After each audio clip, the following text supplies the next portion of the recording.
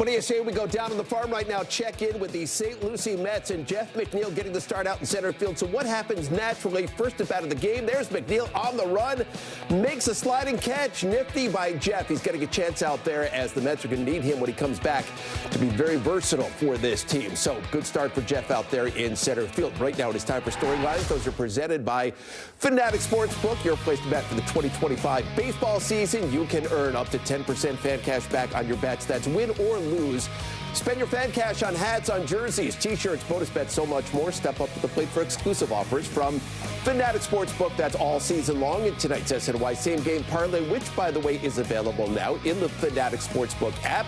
It's Pete Alonso and Francisco Lindor to each get at least one hit in the game. And Griffin Canning over 4.5 strikeouts. It's a three-leg parlay, and it pays out at plus 310. So let's focus in here for a moment, Jim, on Griffin Canning. His 3 starts in a Mets uniform have been a little bit up and down. Sure. What have you taken from those? You know, I think when you look at it overall, he's not a big strikeout guy, but, you know, I think he was in spring training, and he was looking for him to kind of build on that. And I think for the most part he has. What I liked about him in the last outing against the Athletics was that's a really aggressive team. They were hitting for a lot of power, and he made adjustments, really going with the slider, which was a really good pitch, a strikeout pitch for him on occasion, and the changeup as well. And the changeup has always been his kind of go-to bread and butter pitch. He likes to throw it about 25% of the time with a whiff rate of 23%.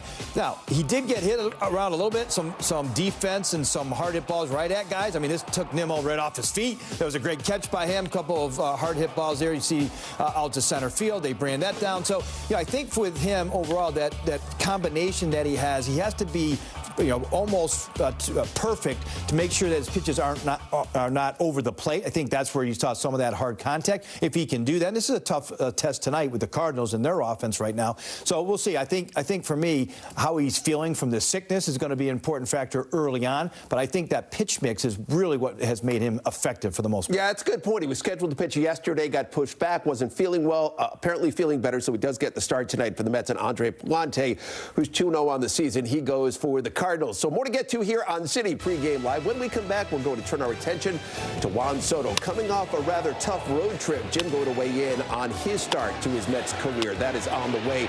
And we're going to hear from the Mets Hall of Famer Darryl Strawberry on the challenges that he and other black players have faced over the course of their baseball careers. We've got that and more when we come back here in just a moment.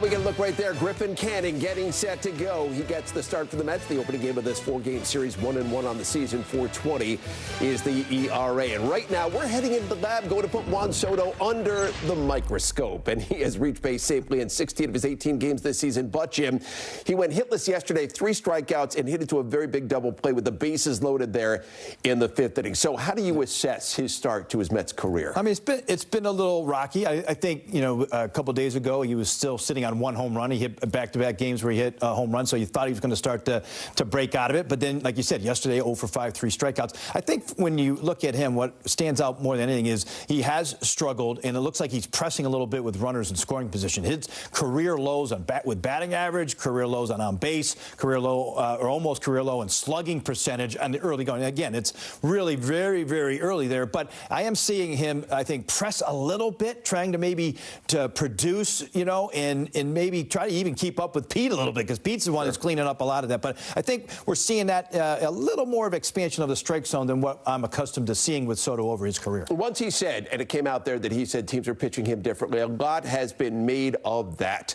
Do you see teams pitching him differently? Yeah, I think there is something to it. I think, if you kind of look at the early part of the season and some of the pitch mixes and some of the data, that looks like there is something to it when, overall, the pitches in the strike zone are in the heart of the zone. If you look at where they were in 2024 versus where they have been so far, it's a lot less. He's not wrong here. 8% less, certainly, this year than the entire last year. Is he seeing fastballs in the middle of the plate this year? No, he's not. He saw a lot more. Only 30% roughly last year. It's even lower than that now at 17%. And, I think that does get, it takes a little bit of getting used to how other teams are pitching you in the lineup, right? He has protection, plenty of protection there with Pete. But I think that, as you start to see it, they're pitching him very carefully. And if he doesn't take those pitches and take his walks, they're going to keep trying to get him to chase out of the strike zone. So I think that's the difficult part about this. I know he wants to produce. I know he wants to drive in runs, but they're trying to use that aggressiveness against him right now. And so going back to what we know he's used to, which is the great eye of the strike zone, I think if he does that, he'll get back to where we are used to seeing Juan. The OPS just a little bit under 800 at this point, but we know it's going to rise up. The career tells you, back of the baseball card tells you, it's going to be up over 900 when it's all said and done this season. So, as I mentioned at the outset of the show, tonight is the Mets' annual Black Legacy Game, which celebrates the history of Black Mets players, also pays tribute to significant historical figures.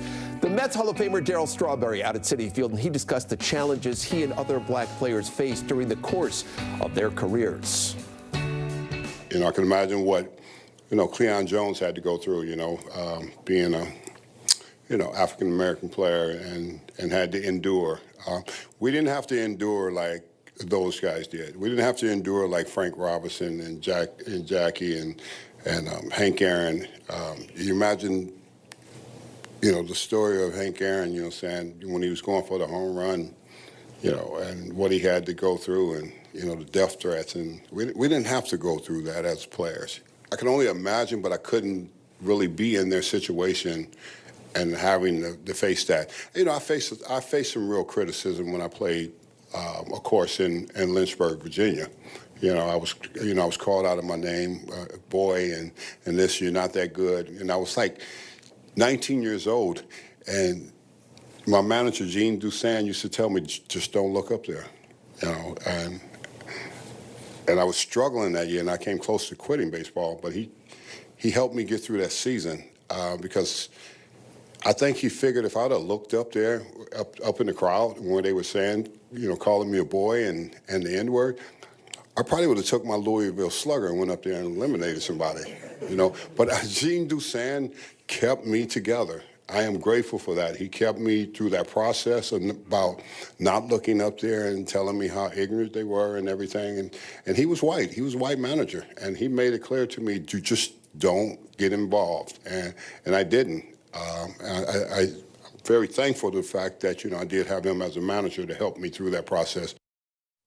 Amazing stories there by Darryl Strawberry. We see what goes on the field, but don't always know what goes on behind the scenes. And so important to recognize that, and certainly important to have the night that they're having out at Citi Field tonight. So more to get to here on Citi Pregame Live. Pete Alonso off to a rousing start to his 2025 season. We're going to zero in on what's working for the polar bear at the plate when Jim and I come right back. Citi Pregame Live is brought to you by Citi. Feel the joy of earning unlimited 2% cash back, 1% when you buy and 1% as you pay with the Citi Double Cash Card. Learn more at Citi.com/doublecash.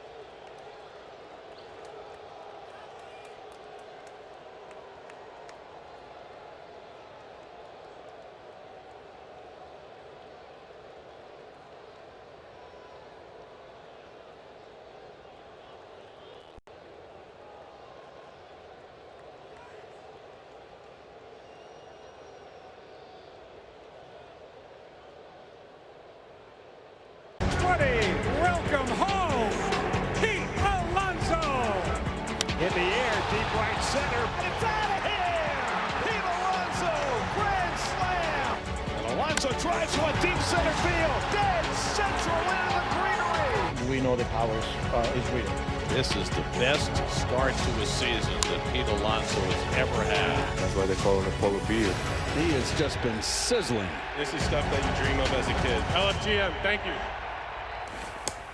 It has been a great start to the season for Pete Alonso. The slug is at 730 at this point, Jim, at a 1205 OPS. So as you look at what he's done so far and compare it to last season, what do you say? No, I think what he's doing, I mean, he's hitting the pitches that last year maybe gave him some trouble. I think we talked a lot about him last year, speeding up sometimes the pitcher and getting out front. He's staying back really well. He's doing damage when the ball's in the strike zone. He's seeing whether it's fastballs or breaking balls. This is serious damage. He's taking aggressive swings. There's no in-between here where we saw some of that even last year. And when he's getting his pitch, he's going the other way well. I think that approach has really served him well. We saw a couple years ago when he was hitting the ball for power the other way.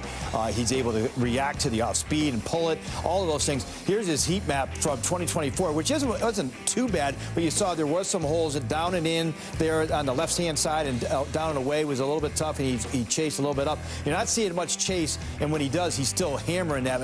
You see all of those power numbers, the slug numbers, twice as much as what they were down in the zone. You see any mistake over the middle of the plate that pitchers make, he is hammering, and even that pitch up and away, which sometimes gives him trouble. It's not giving him any trouble. Those numbers are incredible so far, Jim. Aren't they? They are. And I wonder this.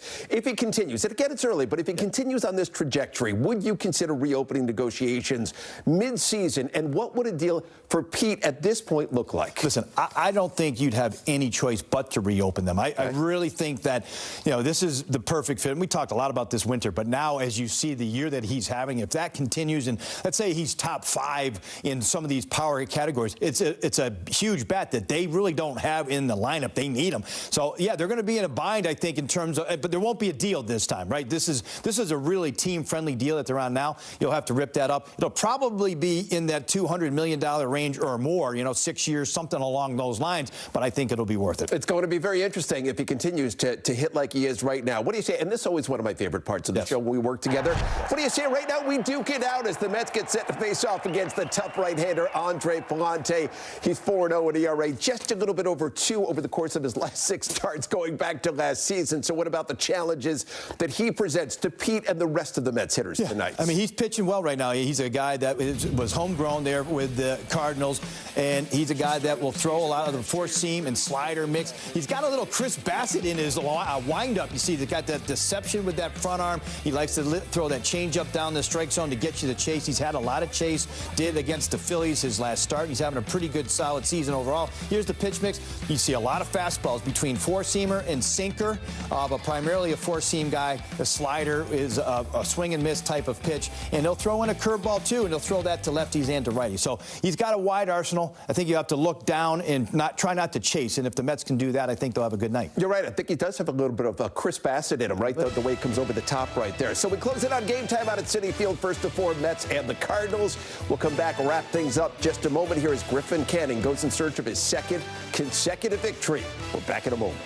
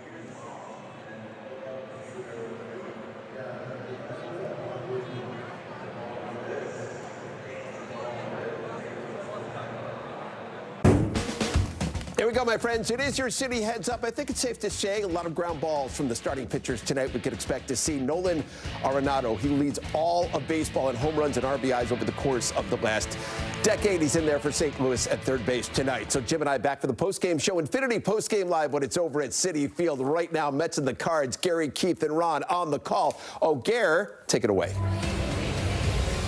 He turned 34 years of age yesterday. The Cardinals tried hard to trade him in the offseason, but Nolan Arenado's still a Card and off to a great start. One of the best players of his generation here to face the Mets tonight.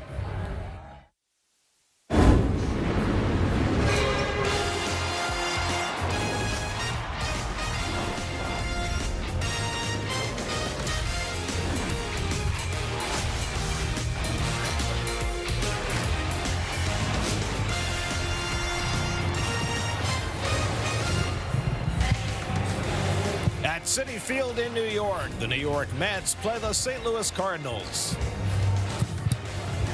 And a pleasant good evening, everybody, and welcome to Citi Field. Gary Cohen, Keith Hernandez, Ron Darling with you tonight as the Mets start a 7-game homestand with the first of 4 against the St. Louis Cardinals. The Cards are 9-9, but their offense is off to a great start, leading the league in hitting, led by Brendan Donovan, the man of all positions, who leads the National League in batting. You know, it's funny. Brant Brown is their new hitting coach. They've been really preaching on taking a lot of pitches. Well, Brendan Donovan's been hitting everything thrown up there in that 12-game hitting streak.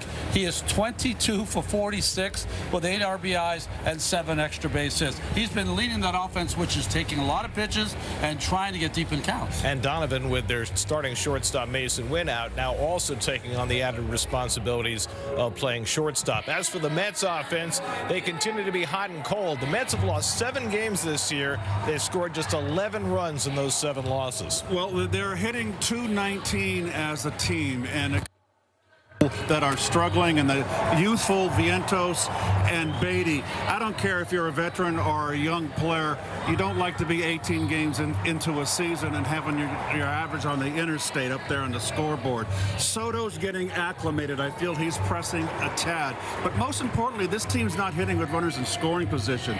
You've got Lindor, Vientos, and Soto with 3 hits between them with runners in scoring position. But they're winning, so Garrett, that's a good sign. They're winning because their pitching's been great. Griffin Canning had his start pushed back because he was ill, but he's going tonight. Yeah, his last start, 4 runs given up in 5 1/3 against the A's. He's been slider heavy. He's been kick change heavy, but I think he'll have to be a little more aggressive against this Cardinals team. Andre Pallante threw 7 scoreless innings against the Phillies his last time out. Well, you see a number every once in a while you can't believe. In 2025, he has a 70% ground ball rate. He pitches to contact, very rare in today's game. Canning and Pallante, both from the same town, both from Mission Viejo, California. They'll go head-to-head tonight as Met fans get to welcome their team home. It's the Mets and Cardinals coming up on SNY.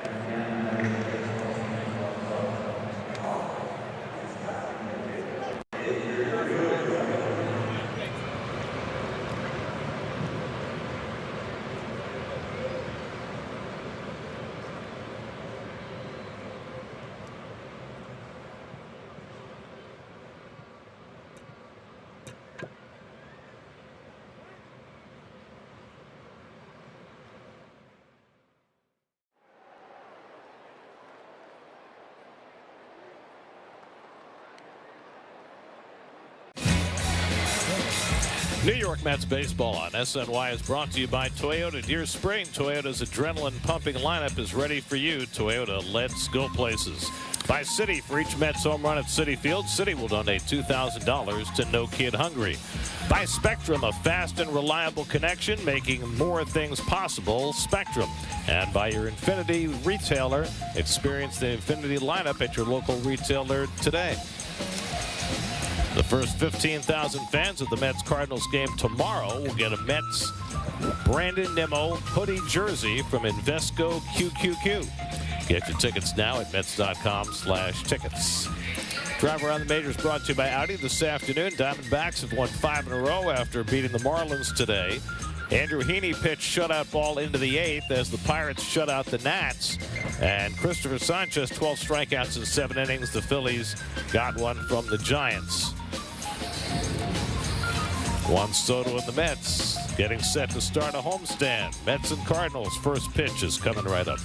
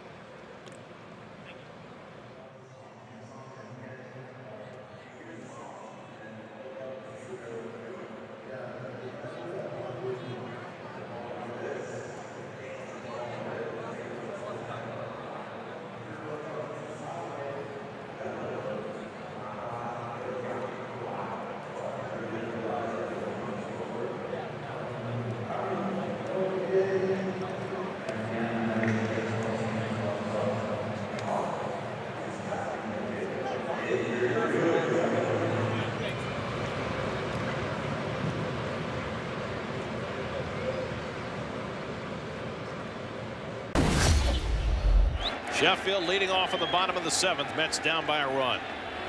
And he drives one deep down the left field line. Headed toward the corner, and it's out of here! Gary Sheffield with his 500th career home run. His first hit as a Met puts him in the 500 home run club. The 25th player to reach the 500 home run plateau.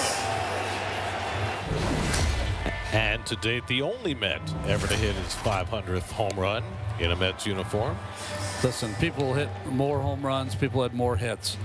I would have to say no one hit the ball consistently as hard as Gary Sheffield. Well, you saw the swing, and he had the big wiggle on the bat when he was up there, and he never got cheated. Very quick hands, quick bat, great player. He was, to me, and he was right-handed and this guy was left-handed, he was the Willie McCovey of his generation. Oh. He scared you with the ferocity with which he approached his bats. We saw him take batting practice when he was a 15-year-old kid. He was the nephew of Dwight, and he used to travel with Dwight occasionally. As your Hyundai Cardinals starting lineup, Lars Nootbaar has been doing a great job getting on base. 422 on base percentage at the top of that lineup. We mentioned Donovan and his exploits. Arenado off to a good start as well. Cardinals are first in the league in batting average and fourth in runs scored. You know, Gary, Nootbaar yesterday had 5 at-bats, 25 pitches he saw in those 5 at-bats, and that'll really key what Canning's going to do. The Toyota numbers for Canning so far, but what he's trying to do is continue what this Mets pitching staff has done. Starting pitcher's ERA, 2.54. And he should be a full go today, according to Carlos Mendoza. I asked him before the game whether the illness would cause any limitations today. He said no, it's a regular start for him. First pitch of the night from Canning, and Nootbaar takes a fastball for a strike, and we're underway. Nootbaar hitting 284, as you see there. On base percentage 422. That's very fine for a leadoff hitter. Now in his 5th year with the Cardinals, he made one of the great catches we've ever seen at Citi Field in this ballpark in 2021. I think we were sitting in the outfield that day. Yes, we were. Made the catch going up above the right field fence. 1-1 to Nootbaar, and he chops one foul. A ball and 2 strikes. Lars, Taylor, Tatsuji, Nootbaar.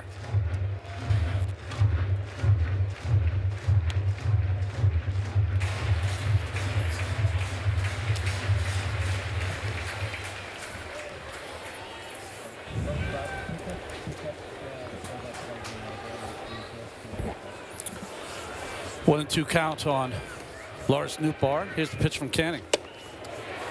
Breaking ball away, just missed. Try to use the back door there, Keith. Are you horning in on Gary with a play-by-play? I listened to you guys 3 days in Minnesota. I'm just saying, it was a little heavy play-by-play. 2-2 pitch from Canning. Oh. Upstairs. Nootbaar goes down, swinging. Nope. Foul ball. Foul.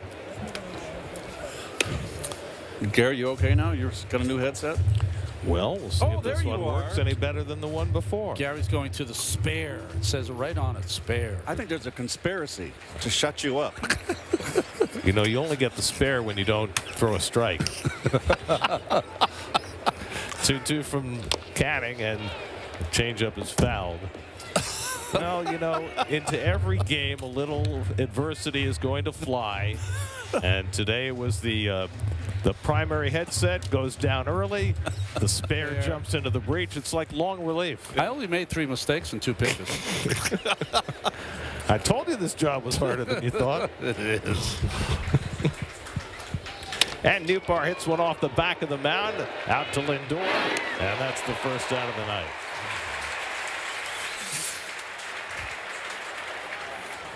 And the Genesis Metropolitan defense. Torrens back behind the plate. Beatty, 2 hits yesterday. He's at second base. Acuna gets a little spell. Tyrone Taylor has been playing a lot of center field now with the injuries to Siri.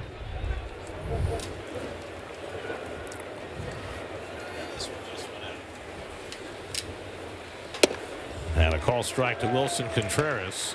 Contreras, they moved from catcher to first base this year to keep his good bat in the lineup.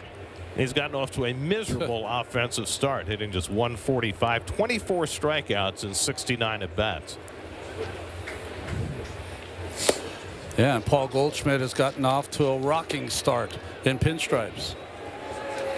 Meanwhile, Ivan Herrera, who took over as the #1 catcher, got off to a great start, hit 3 home runs in a game, and then got hurt. He's down with a knee injury right now. But rather than move Contreras back behind the plate, they're filling in behind him. And Contreras is going to make a full go of being a first baseman for Ollie Marmol. 4th season. Boy, time flies. These have not been happy times the last couple of years for the Cardinals. It's a franchise that is used to winning. They're used to winning. They're used to a full house every day. Yep. Their attendance has been down. They made very few moves in the offseason, and the one they tried the most was to get rid of Nolan Arenado, and that didn't work either. 2-2 coming. And the slider just outside from Canning, 3-2. Cardinals have not had back-to-back non-strike losing seasons since 1958, 1959. That is how consistently solid this franchise has been. Outside ball 4, and Contreras is on with a 1-out walk. So a walk to a guy that's been struggling. Yeah. Contreras hitting 145 on the year. It's mentioning in the open, you're not going to be able to throw the ball off the margins or fringes of the plate. You're going to have to go after these Cardinals. Cardinals are #1 in the National League in on-base percentage, and here's Brendan Donovan, who's leading the league in batting. And he takes a fastball up and away for ball 1. Donovan now in his 4th year with the Cardinals. Last year a .759 OPS, not bad. This year .965. So he's off to a flying start.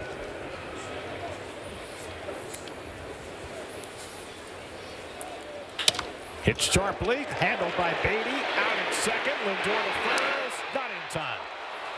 Nicely handled by Beatty to get the 4-6 fielder's choice, but Donovan too quick, and he beats the wrap at first. Beatty was playing to pull. We saw in the Minnesota series a lot of second basemen, the right side of the infield, particularly the second baseman. Actually, he's playing pretty normal. But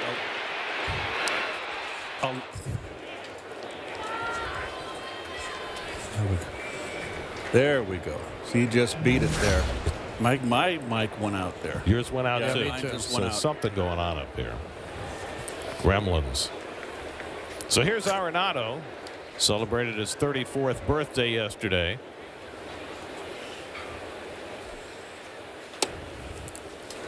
Working on the 7th year of a 9-year, $275 million contract that he signed when he was with Colorado.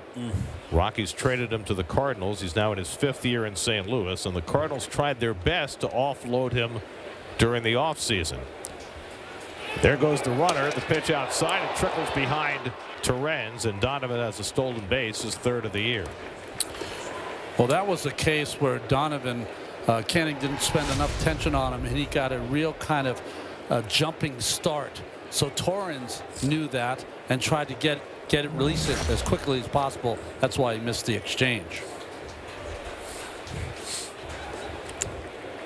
2-0 to Arenado, who last year had the lowest OPS of any year since his rookie season back in 2013 with the Rockies, but off to a good start this year. And takes the fastball just off the corner, and now it's 3-0. Alec Burleson, left-hand batting DH, is on deck. Canning's last start, he was terrific for 5 innings against the A's, and then got roughed up in the 6th. Gave up a 2-run homer to Miguel Andujar. Nonetheless, he stayed around long enough to get the win as the Mets held on to win 7-6. There's some of the particulars on Arenado. Not only 10 Gold Gloves, but 6 Platinum Gloves as the best overall fielder in the National League. He won those 10 Gold Gloves in his first 10 Major League seasons.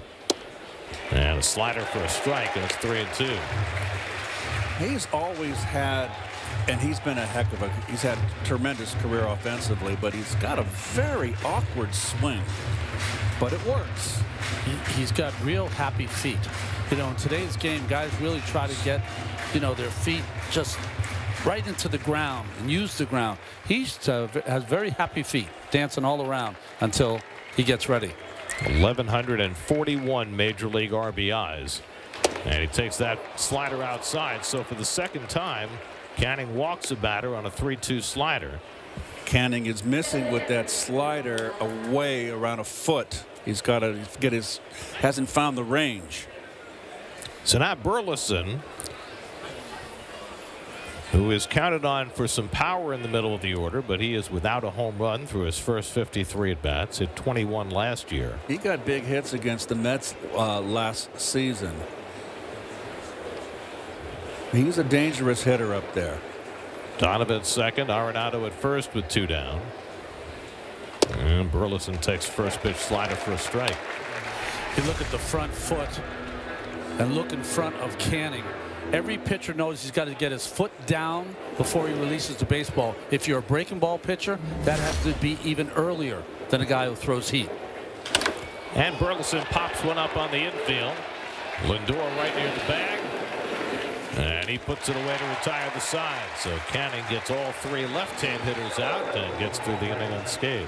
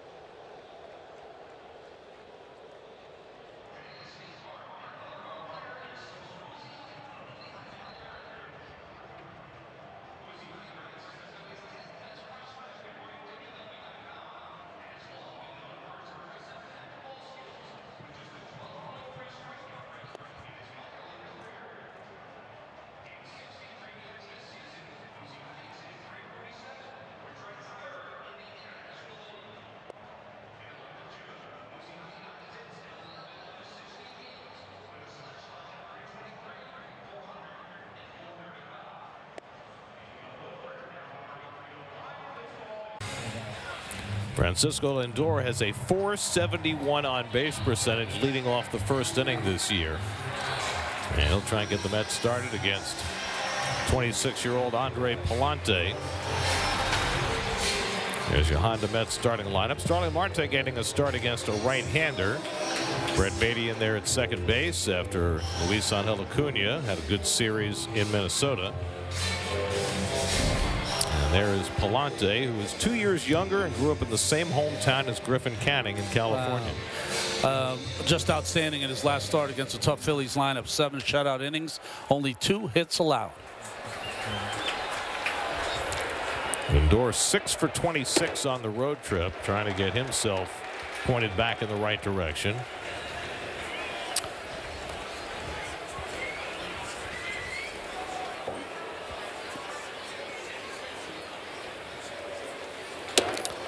If you taught a Olympic athlete javelin thrower and you wanted him to become a baseball pitcher, he would look like Pallante. He forced his way into the Cardinals rotation last year. Started out the year in the bullpen, made 9 appearances, got sent to the minor leagues, came back in late May, and never left the rotation after that. Made 20 starts, pitched very well. One of the rough outings he had was against the Mets last summer. That's a fastball strike 3-1. Remember that road trip the Mets had where they started in Anaheim, then had to play a makeup game in St. Louis before going to Colorado? Pallante pitched that makeup game against Sean Manaea. Mets won at 6-0. Pallante gave up 5 runs. On the ground up the middle, a base hit for Lindor, and he continues to get aboard leading off first innings. It's been uncanny. You know, Keith, you talked about the second baseman shading to pull against a left-handed hitter. That's where it cost you. The middle was wide open here, and a 3-1 fastball. A little bit off the end of the bat, Lindor. He's been either a little out in front or a little behind.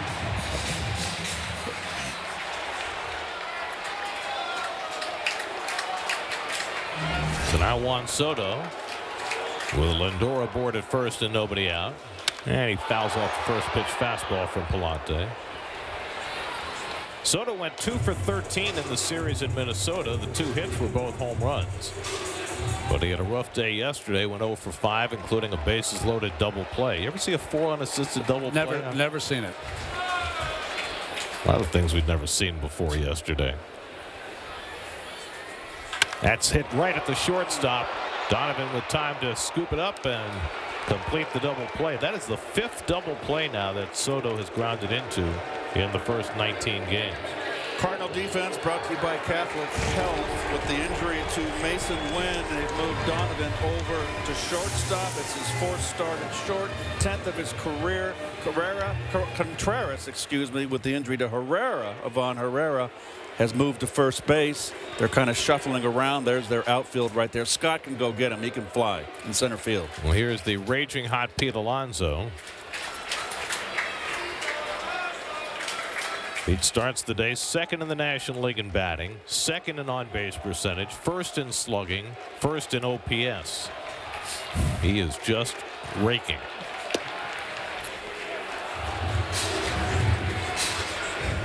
I always wonder why the catchers, when they want them to frame, when the pitch looks like it's on the corner, and they still move the glove to the middle of the plate like Pages just did right there. I mean, just hold, if it's a strike, hold it there for the umpire to look at it. I think they've been taught so much that they have happy hands. Any pitch they catch, they're moving it. Look at that. It's a frightening looking polar bear mask right there. I mean, you're used to seeing polar bears depicted as warm and soft and cuddly. No, they're fish. I understand that, but usually the cartoon depictions are much more benign. When I first saw that, I thought that was the cloned wolves. So. It might be. 2-2 to Alonso. And Palante spikes that slider and it's 3-2. Mark Vientos moved up to the cleanup spot tonight. He's had a hit in each of his last 4 games. He's looked a little better at the plate. So Nemo, who's been struggling, gets moved down. 3-2 coming to Alonso. And Pete hits one on the ground. Another chance for Donovan. And his throw gets there in time. And that retires the side. No score after 1.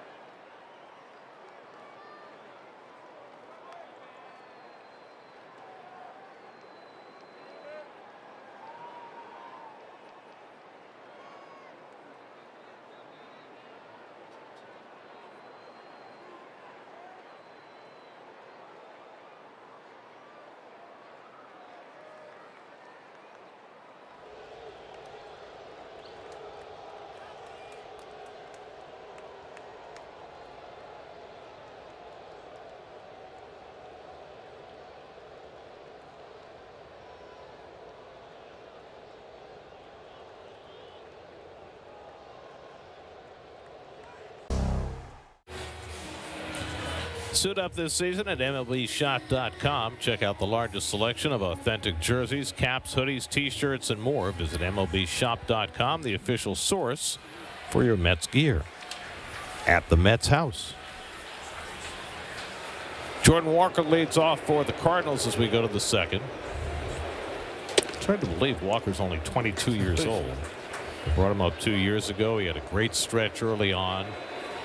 Sent him back down to the minors. Last year, 51 games. He hit just .201 with 5 home runs. But they are convinced of his future. Takes a big rip at a fastball from Canning, and it's 1-1.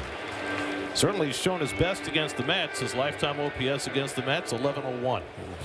So the Mets have seen the best of Walker, a Georgia high school product. And the slider lifted behind first base. Long run for Alonso over the shoulder. Beautiful play. Wow. That was really hard. That ball never found one side of Peter or the other, and he had to run directly out and figure it out on the move. Well, the polar bear here makes a wonderful play. That's not easy. You are correct, Gary. Pete likes to get dirty. Keith, what's the hardest part about that play? The hardest part, the most difficult play is the one that's directly over your head down the line, where it's almost like you're a wide receiver catching a long bomb. And you got to keep running. It's an optical illusion. You think you got it in your hands, gloves out there, and you pull up and you're short. It took me around 8 pop-ups to finally realize I got to keep running to catch that ball. But the toughest part of that play is negotiating where the sideline is, the barriers. Nolan Gorman takes a rip at a fastball, 2-1. Well, especially before they had the netting. Now that the netting is there, I would think that you can be a little more reckless going after balls. The only thing I'm afraid of for the athletes here at this ballpark is that it's unusually low. Gorman at third base. Vientos drifting toward the line, and he makes the grab in third territory, and that's the second out. Well, the reason Pete's got a little dance step too. It's low down in right field. I'm always afraid of them hitting their knee on the wall. That's the issue.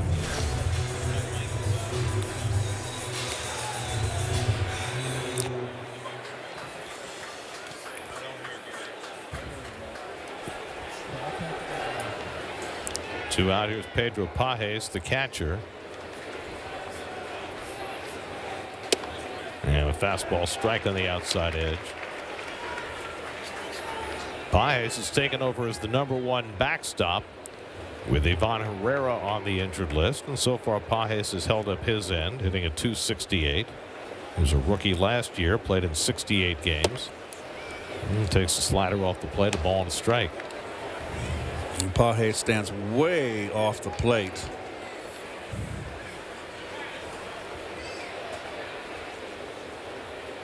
No, not that much, but he is away from the plate.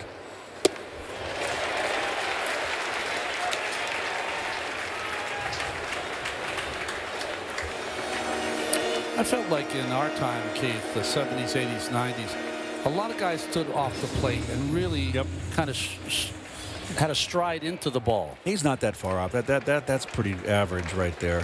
That's about how far I stood off the plate against right-handers. And Canning gets him with a slider, and that retires the side. First strikeout for Canning as the Cards go 1-2-3.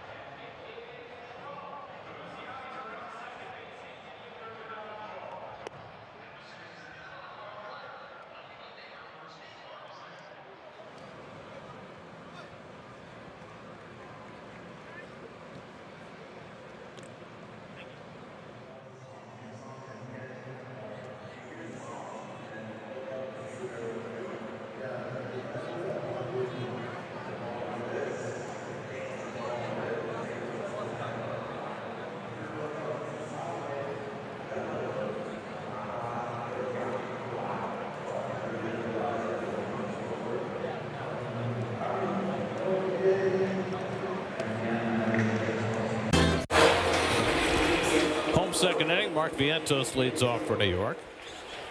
Mark had a hit in 4 straight games to end the road trip. Elevated to the cleanup spot tonight. And Andre Palante misses low with a fastball, ball 1. Vientos, Nimmo, and Marte for the Mets in the second.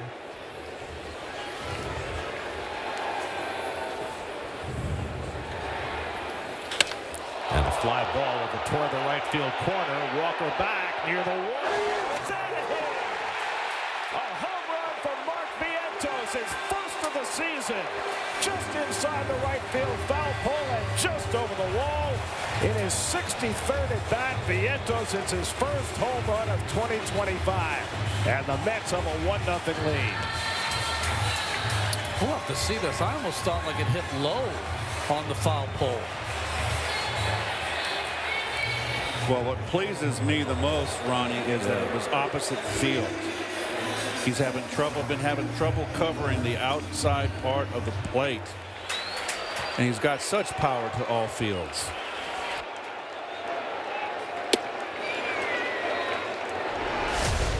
Here's like a cleanup hitter. So it's a ball out over the plate, belt high, went with the pitch. It's off the pole, yes, oh boy, it just got there. So that's a good sign. Maybe that off day yesterday was good for Vientos. Get him away from the game, let him watch, clear his head, start fresh.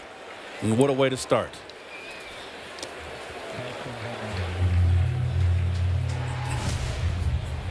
Well, he is so devastating when he goes the other way with that power of his. Yeah, just enough. Oh, look at the cameraman, got gun shy there. Past the mound, but behind the bag is Donovan to throw out Nimmo, 1 away.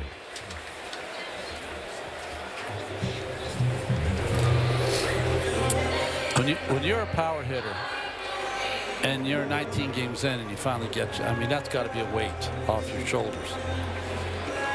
Well, his first home run against the Cardinals was a memorable one. That was the walk-off he hit last year during his cameo when he was just up for a few days when Starling Marte went on the paternity list and hit a walk-off home run and then got sent back to the minors. But it really was his kind of like his introduction to 2024. And Mets home run means City will donate $2,000 to No Kid Hungry to help the 1 in 5 kids in America facing hunger right now. I had a year, and I forget which one, where I didn't get my first home run. Maybe Dave could look it up. And till I think early May, but I was hitting 300. Yeah. But it bothered me. Even though I was being productive, it bothered me not having a big 0 up there on the home run column. And I believe it was the only year I didn't hit double digits in home runs as a Met, Dave. A little bit of finally in that clap. Yeah. 2-1 to Starling Marte. Hitless in his last 9 at bats, and he rifles one into left field for a base hit. Dukbar gets over to cut it off deep, but Marte will easily get to second base with a double. It'll be good to get Marte flying. Third extra base hit of the season for Starling. Another adjustment year for Starling, one of the players. Not playing every day.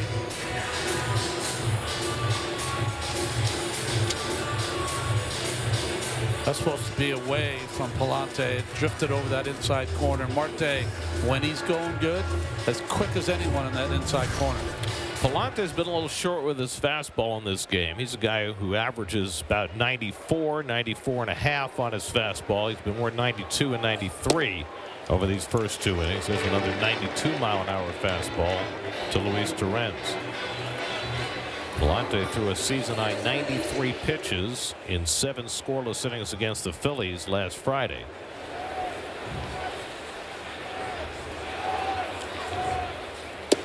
And Torrens takes the slider down. It's 2-0. Well, it was so effective against the Phillies. He had a great slider in that game, and he has not been able to hit with it so far against the Mets here in the first 2 innings. He's got a pretty straight fastball.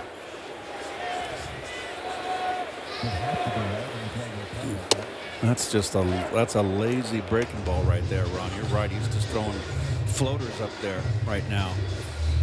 You know, the way he throws, Keith, with that big kind of lean back and throw, can only really throw the ball straight the way he throws it.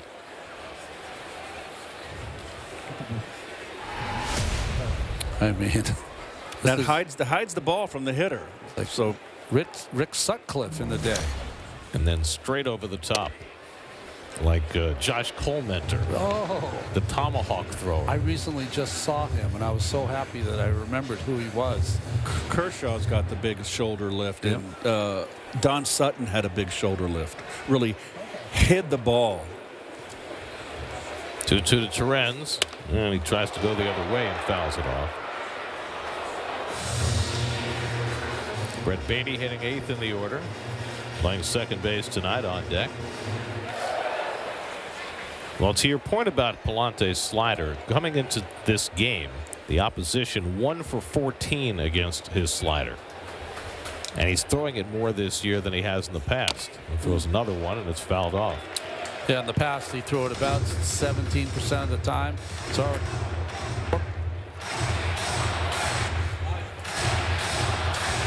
freight this year compared to how it's been in the past.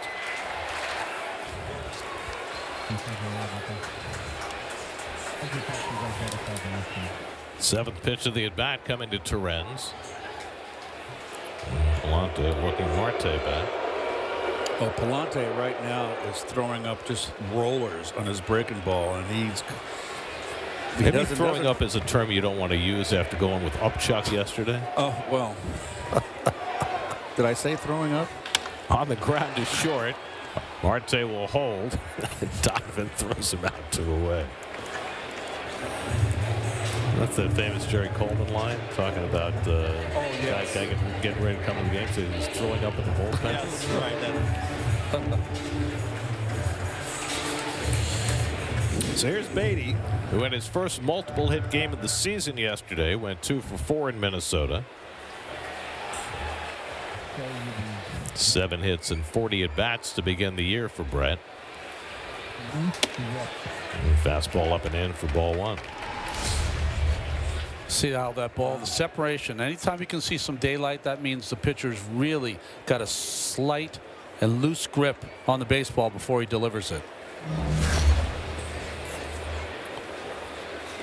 And Beatty smacks one out to left. Coming toward the line is Newt Barb, and it drops for a base hit.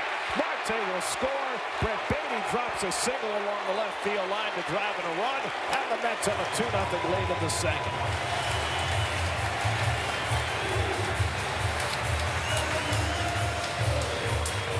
Second RBI of the season for Beatty. And you'll take him any way you can get him right now for Brett. This one finds a nice little landing spot for him.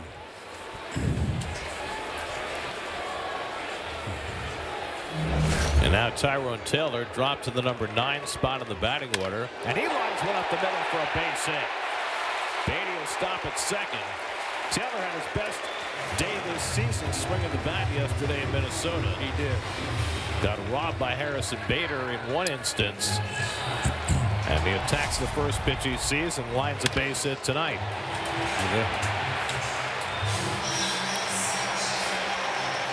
Well, he's right square on it. And he's starting to come around and feeling it. So 4 hits in the inning for New York. Just another. And Dusty Blake, the pitching coach, going out to talk to Andre Palante. He's just got absolutely no breaking ball whatsoever. I don't know how this is going to play out, but there are many games in the way baseball is played now where the pitcher goes to a place he's never been before, and the start before 93 pitches doesn't seem a lot, but 21 outs is a lot for a pitcher these days, and they can't always repeat it their next start 4 days later. Got a nice crowd.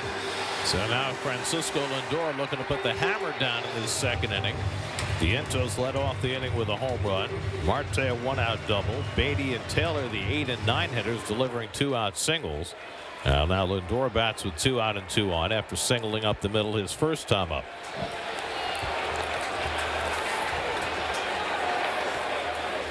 And I will not for the life of me understand why Nolan Arenado's playing in on the grass. It's 2 out with a runner in scoring position. There's not a chance in the world that Francisco Lindor is dropping a bunt.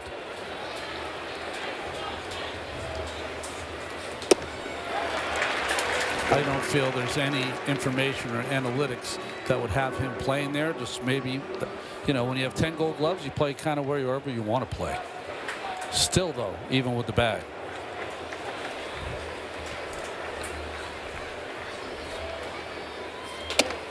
These are the at-bats that have been difficult for Lindor and so many of the Mets. Just 1 for 13 with runners in scoring position this season. Yeah, Arenado's in a class by himself in his generation of third baseman. That's rolled down to first, a foul ball. Although over the last couple of years there have been some really good fielding third basemen come along. Well, especially in the National League. Well, I know he's moved a lot, but Matt Chapman to me is one of the best in the game. Key Brian Hayes in Pittsburgh. You're right. It's outstanding. Ryan McMahon in Colorado is very good.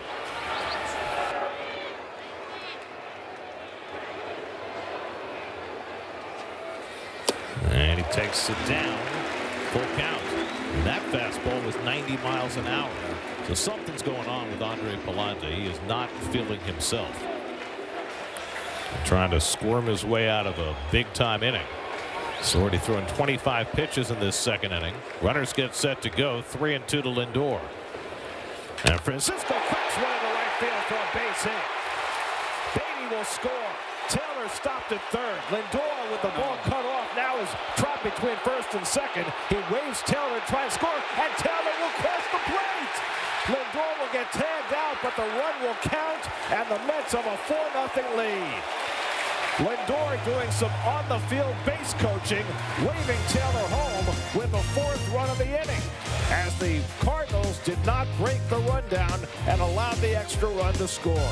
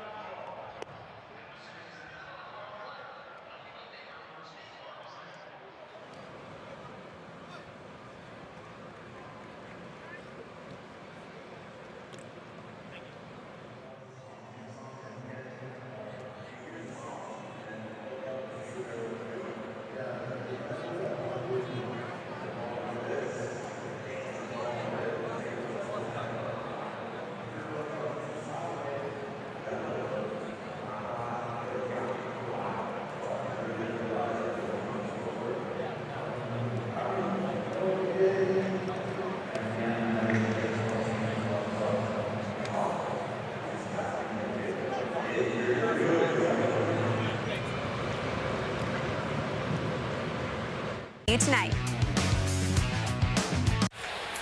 Mets put up a 4-run second inning and hand Griffin Canning a 4-run lead as he faces the number 9 hitter Victor Scott leading off.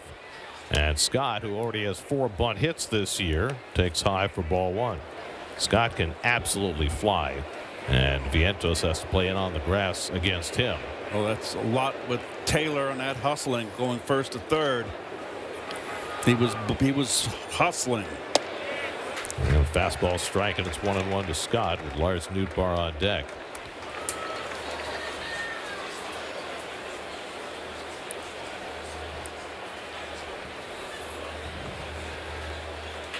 On the ground toward the middle, and Scott's got a base hit to start the top of the third.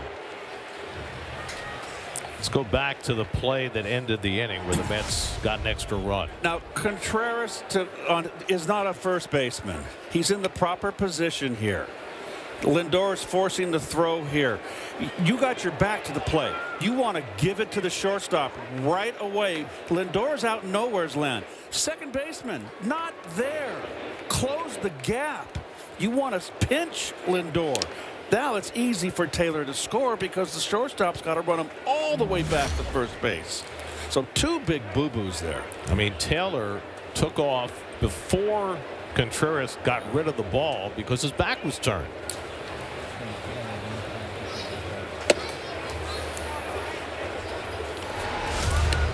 No, it's just all the hustle here, too, for him going first to third that made this happen. I mean, Mike Sarbat had to practically put a lasso around him to stop him initially.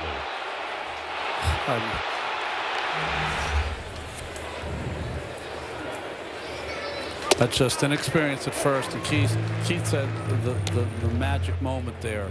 Just give the ball to the shortstop. That way he can't take any extra lead at third base because the shortstop's eyes are right on Taylor. Right, and then the second baseman, if he closes the ground, can have a peek at him, too. That's right. Scott takes off. Torrens with a good throw, and Scott is out. Oh, boy. First time that Victor Scott's been thrown out this year. Another seed from the catcher, Luis Torrens. Well, it's going to get around the league, not around both leagues, rather rapidly, that you don't want to run off Torrens. Now they're going to challenge. He stayed on the bag.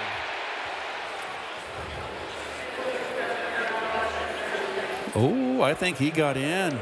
Yes, he certainly did. got initially. Now let's see what happens after that. How can an umpire blow this when he's right there looking at it? Got a bird's eye view.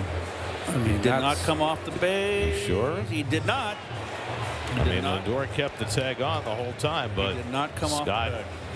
did not appear to lose contact. After review, the call on the field is overturned. Yep. The runner is safe. Victor Scott has not been St. Louis thrown retains out. their challenge. He's now 7 for 7 stealing bases this year. Another terrific throw from Torrens. He did everything he could do, right? Yep. He's got an arm and pop time. Well, Scott got a big jump, and he's very fast. So now runner in scoring position with nobody out. 2-1 to Nootbaar, who grounded out to short his first time up.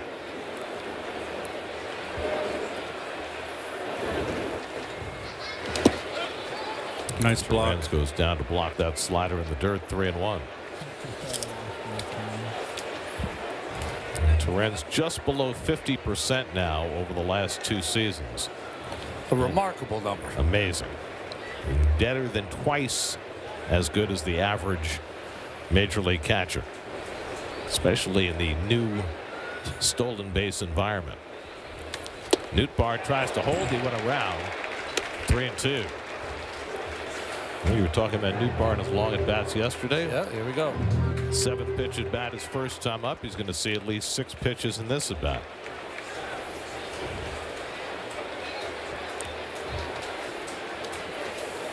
And Nootbaar foul tips one for strike 3. So Canning, after throwing a 3-1 slider, threw a 3-2 fastball that time and got his second strikeout. So he surprised him on the 3-1 with the breaking pitch with the check swing. And then on the 3-2 pitch, he came back with the fastball that he was late on. So if he was guessing, he guessed wrong twice. You know, we've seen this with Canning early in the season. Because the Mets are encouraging him to throw his slider and his changeup much more than he has in the past, he can use his fastball later in the count. As the season rolls around and they try to game plan him with all those sliders and kick changes, his fastball will become more important. Here's Contreras, who walked his first time up. Scott trying to take a lead off second, and Contreras fouls off a fastball. 0-1. I didn't think Victor Scott was going anywhere with the left-handed Nootbaar at the plate, but he could try to steal third base with the right-handed Contreras up there. Feel okay doing that down 4-0? I think when you have his kind of speed, yeah. Backhanded the slider, Torrens. Ball and a strike. Boy, when you're early in the game, you're down 4 runs. Always used to say, come on, guys, just chip away. We'll get back in the game. Pitchers, you hold us here. We'll chip away and get back in it. Got to get that runner over.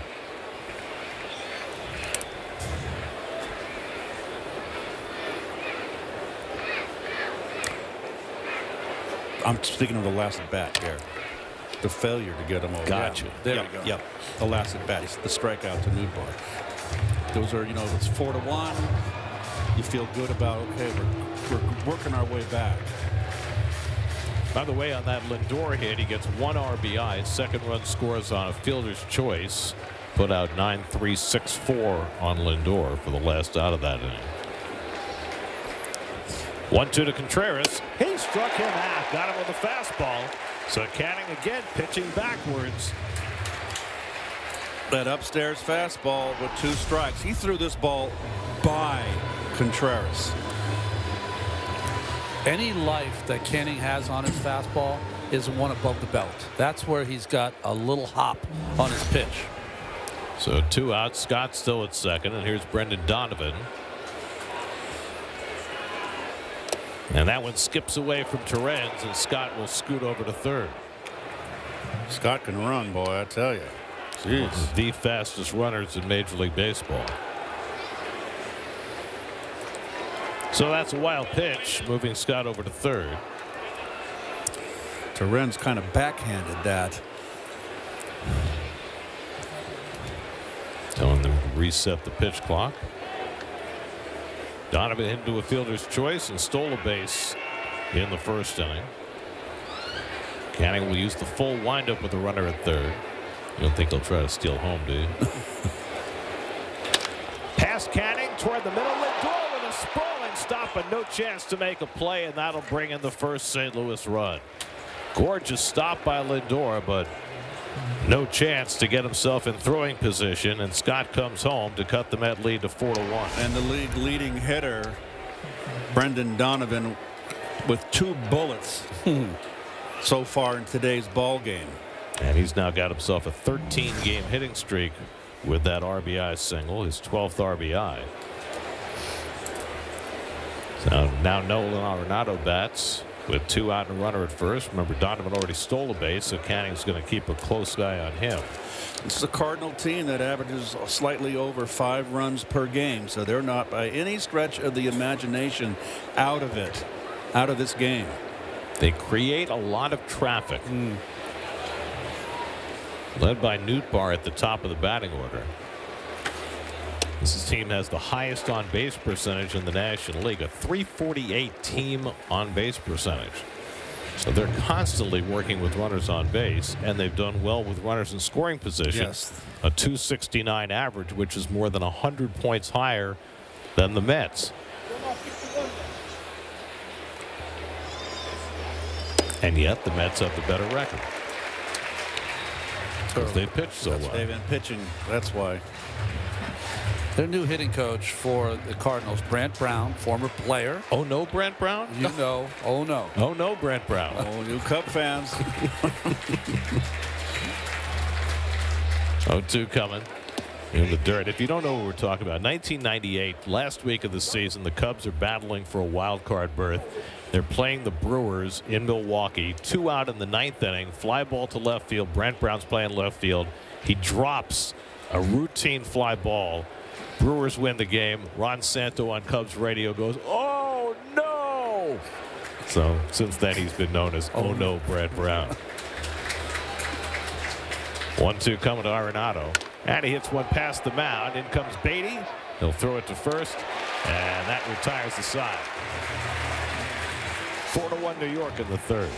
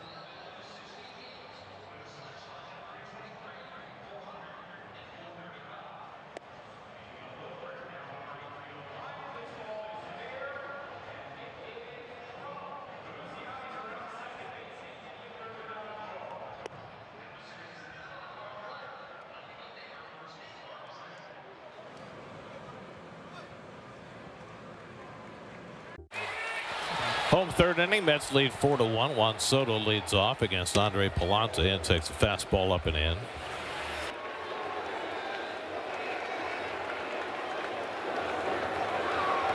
Pete Alonso on deck, and then Mark Vientos for the Mets in the third. And Soto takes a fastball strike, 1-1. It'll be interesting to see how Palante bounces back.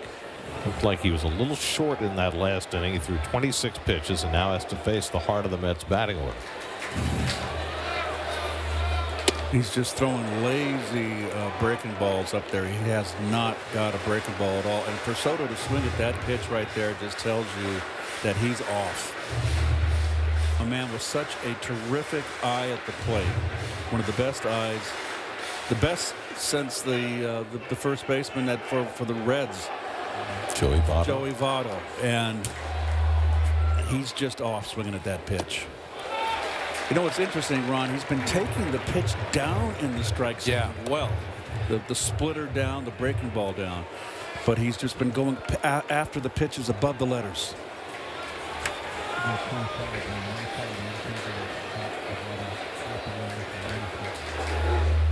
And Soto fouls off the curveball. I always love this. In unison. Yep. Ready position. Yep. I used to always take a step in, one step in, and then hop like they do. So you get on your toes? Yep, on the balls of your feet. Ready to rock.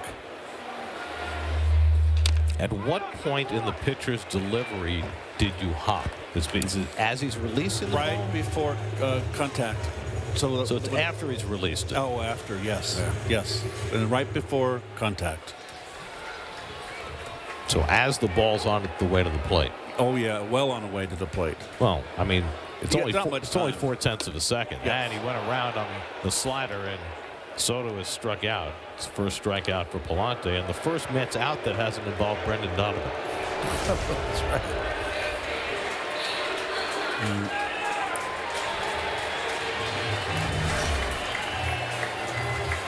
He's having a hard time staying back. It's a very common thing that happens to all hitters, and when it happens to the great Soto, it makes you raise an eyebrow.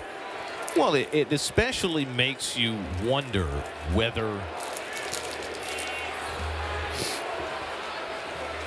the particular situation that he's in, with the largest contract in history and coming to a new fan base and wanting to, I don't know, in some respect prove himself all over again because of the numbers involved. You wonder whether that's part of the issue or whether it's just simply that he's not in his best groove right now. Well, I think it's a combination of both. To be honest with you. I think the majority of times when a guy sets a record contract, that first month is a little sketchy. Always. Just human nature. On the ground, another roller for Donovan to play. He's been very busy, and he throws out Alonso 2 away. I mean, all he has to do is ask Carlos Beltran. I mean, Beltran went through that his entire first year with the Mets. Piazza got off to a horrible start when he first came over, didn't he? Yeah. He had some ups and downs in that first year in '98, but not like Beltran. Beltran really struggled that first year. And Lindor struggled his first year. That's right. It's like anything else. When you are slumping, you're out in front. You're starting too quick. And that makes you chase bad pitches, as you saw Soto right there. Swung on a pitch up in a strike zone, swung on a pitch in the dirt. And it's just everything's speeding up right now. And one day you come to the park and you find it. Vientos at his first home run of the year, his first time up tonight. Right off the base of the right field foul pole.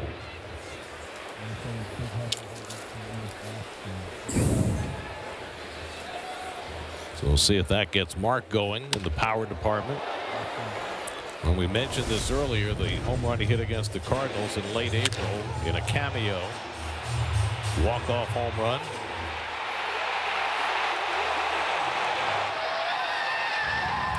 And the primal scream that he emitted that day was something to behold. It was like 2 years of frustration all vented at once.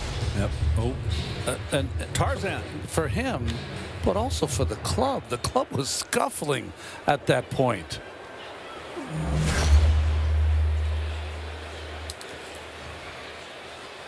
2-2 from Palante. And he chops one. Tough play for Arenado. Comes into bare hands it and throws him out. Oh, wow. That's why they get the goal. A fantastic play by Arenado to end the inning.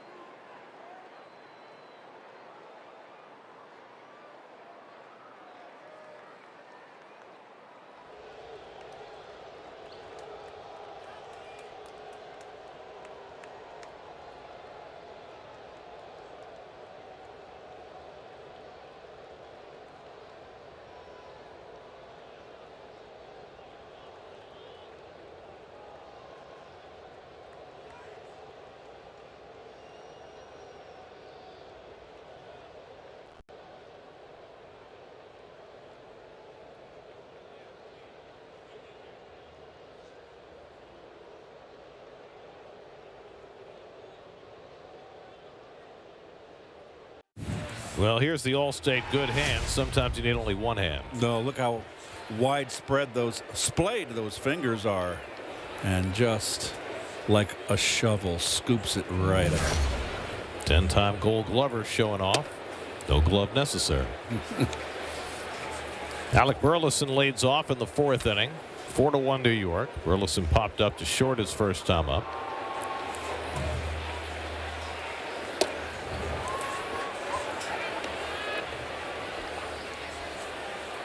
It'll be Burleson, then Jordan Walker and Nolan Gorman against Griffin Canning, who gave up a scratch run in the 3rd, facilitated by a stolen base and a wild pitch.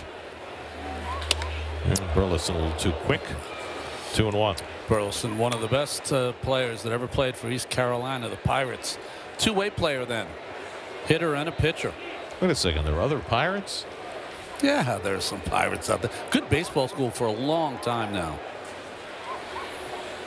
Oh. And Burleson drops a bunt, and he'll beat this out easily with Vientos playing back and off the line. Burleson takes advantage and leads off the inning with a bunt single. Okay, when you're down 3 runs, start the inning. That's a smart play. All you got to do with the way they play the third baseman today, they're giving it to you. Oh, look at that. I mean, it's like Avon calling. He's sure that he bunted the top half of the ball, and all the rest was easy. Which is not easy considering it was a high fastball. Here's Jordan Walker. Walker hit the foul pop-up that Alonso made a terrific play on, going away in the 2nd.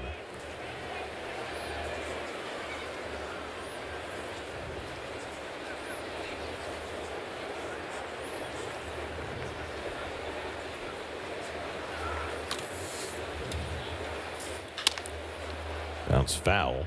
This Cardinal team is incredibly homegrown. Lars Nootbaar, homegrown. Wilson Contreras, homegrown. Brendan Donovan, homegrown. Alec Burleson, Jordan Walker, Nolan Gorman, Pedro Pajes, Victor Scott, all Cardinal draft picks or original signings. The only one not Wilson Contreras, Cubbies. Right. Yeah, no. yeah.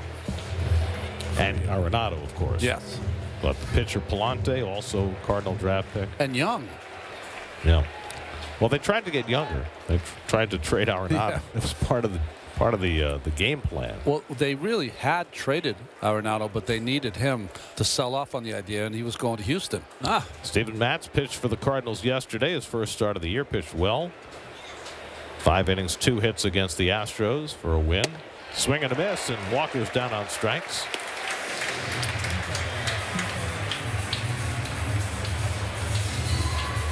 Well, here's today's crew photo of the week. This is our director's daughter, Cora DeMarsico, reveling at the corned beef at Sarge's Deli. Sarge's Deli is like, what, 3rd Avenue? Yeah. Maybe 38th? 37th, 38th? Now, I want to know, this young lady who's, well, what, about 5 years old? Yes. Did she finish the corned beef sandwich? I'm told she ate half the corned beef sandwich. That's pretty impressive. And she had the deli mustard. Not all 5-year-olds are going to go for the deli mustard. That's true. Sarge is open all night, 24/7. I know that because in the day, if you were out, you could get a little something to eat late. Why didn't you tell me? Well, you know, Ronnie has a tendency to sometimes vanish. Yes. Now you know where he was going. I'm done talking by that time. Oh, boy. That's an abomination right there. Oh, wow. Look at the ketchup on that. Oh. Come on now. Oh, good. With the relish? No, you can't do that. I love ketchup, but not with relish. Terrible mix. Terrible. Mustard, sauerkraut. Okay. Come on, it's If you New have- York. If you have sauerkraut with it, you can't have ketchup. It's got to be mustard only. But the blend of mustard with ketchup on a dog. Oh. And Gorman is down on strikes. He goes down on the high fastball, and Canning continues to pitch backwards effectively. Last 4 strikeouts have come via the high fastball. So 2 out now. Pedro Pajes, the catcher, has struck out his first time up.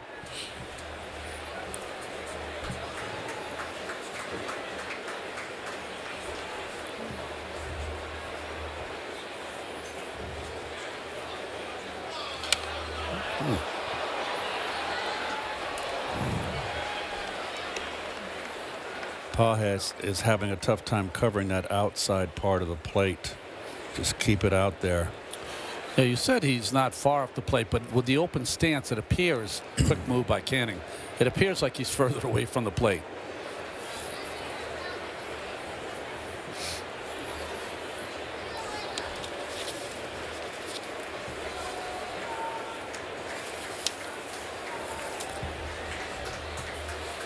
Oh, 0-1 to Pajes.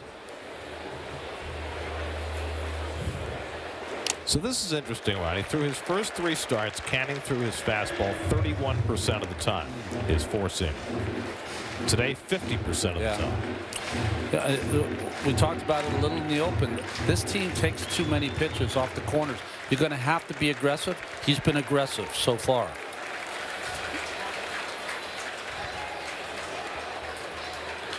And the other piece is the Cardinals this year have been the best team in baseball at hitting secondary pitches. Their OPS against non-fastballs is .732. They're pretty good against the fastball. They're 6th in the major leagues, but they've been the best against non-fastball. If you take a lot of pitches and work counts, you're going to have to hit a breaking ball at some point, right? And that's what this Cardinals team is doing. Again, the 0-2, and that's fouled away.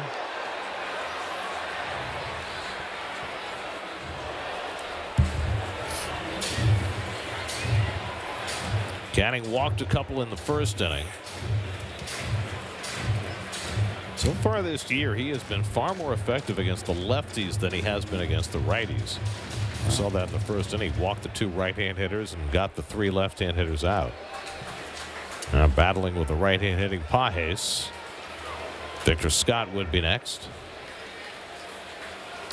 He darts that low and away, ball and 2 strikes. Well, against the left-handed hitters, he's got 2 weapons, right? He's got the breaking pitch, and he's got the kick change. He doesn't throw the kick change that often, the right-handed hitters, but he did the Pajes in this at-bat. Let's see if he just set it up for the high fastball. And time asked for by Pajes.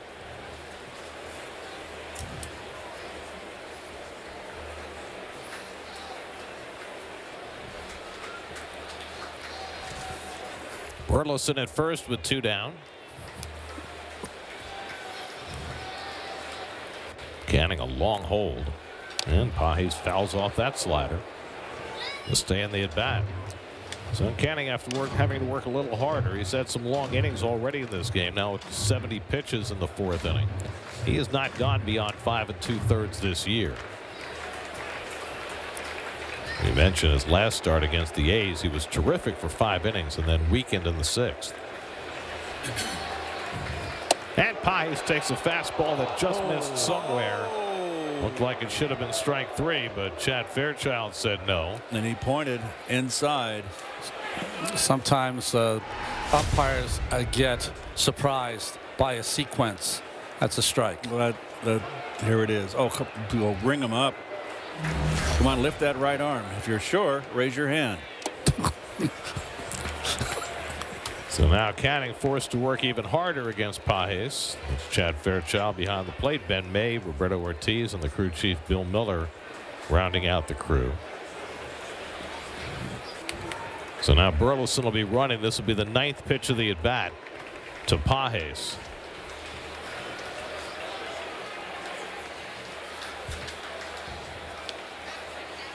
I don't think Burleson's going anywhere.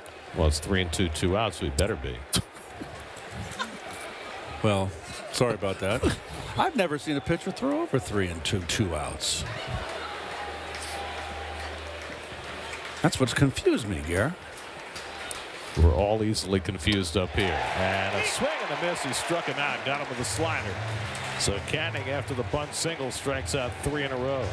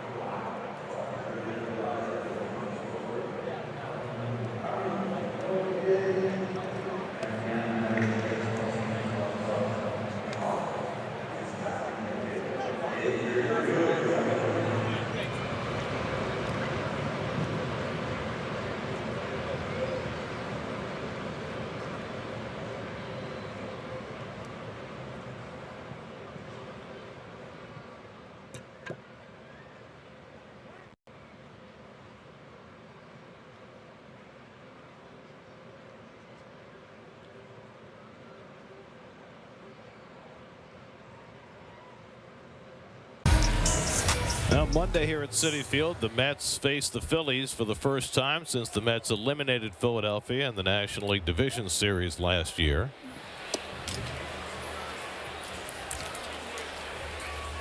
Francisco Lindor with the go-ahead grand slam in Game 4. And the Mets took 3 out of 4 to advance to the National League Championship Series. Mark Vientos had a huge series against the Phillies. Brandon Nimmo takes down from Andre Palante. Nimmo grounded out to short his first time up.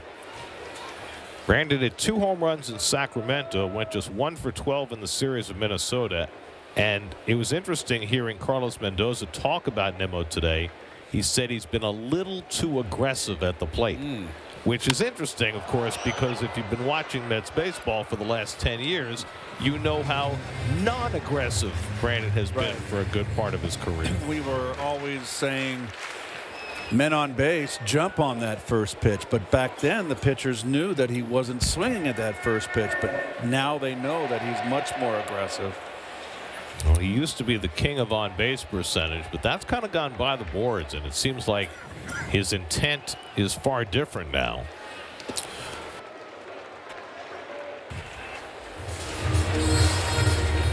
This guy's on base. We've identified that he loves to swing at the first pitch. If we know it, then the other team knows it. And it has seeped into Brandon's entire at-bats, where he will swing early and often. Chops this one to the right side. Charging is Gorman. The glove flip, and he just got him. Close play at first. We'll see if the Mets challenge it. Gorman made a nice play, but a very close play, and the Mets will not challenge. So nice scoop throw there by Gorman, and he did just get him by the half step. Brandon's been hitting a lot of balls on the ground and a lot of 4-3s on your scorecard. You know what Andy Van Slyke called that? Yes. The summer of 4-3. I prefer the summer of 42. Jennifer O'Neill. Oh. And Hermie. Oh, lucky boy.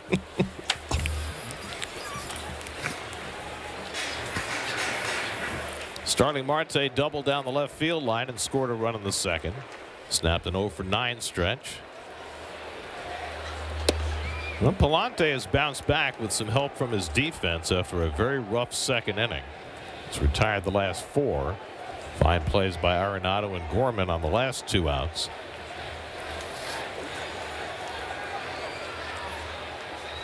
And gets that curveball up and in to Marte, a ball and 2 strikes.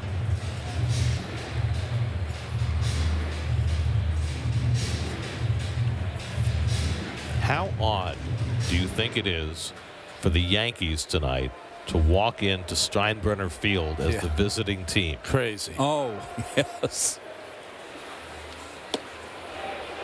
Slider misses down, and Marte stopped the swing 2-2. First game that the Yankees have played there as the visiting squad at their spring training home, now the home of the Rays. And Marte lines one, and Gorman goes up to grab it. Looks like he might have mistimed his leap a little bit, but he still was able to catch it at the apex. The ball wasn't hit as hard as he thought. There was a changeup, so he jumped too early. That always reminds me of that Game 6 in Houston when Mookie hit that soft liner to Bill Doran, and he jumped too quick in that 3-run ninth inning when we tied it up and kept the rally going.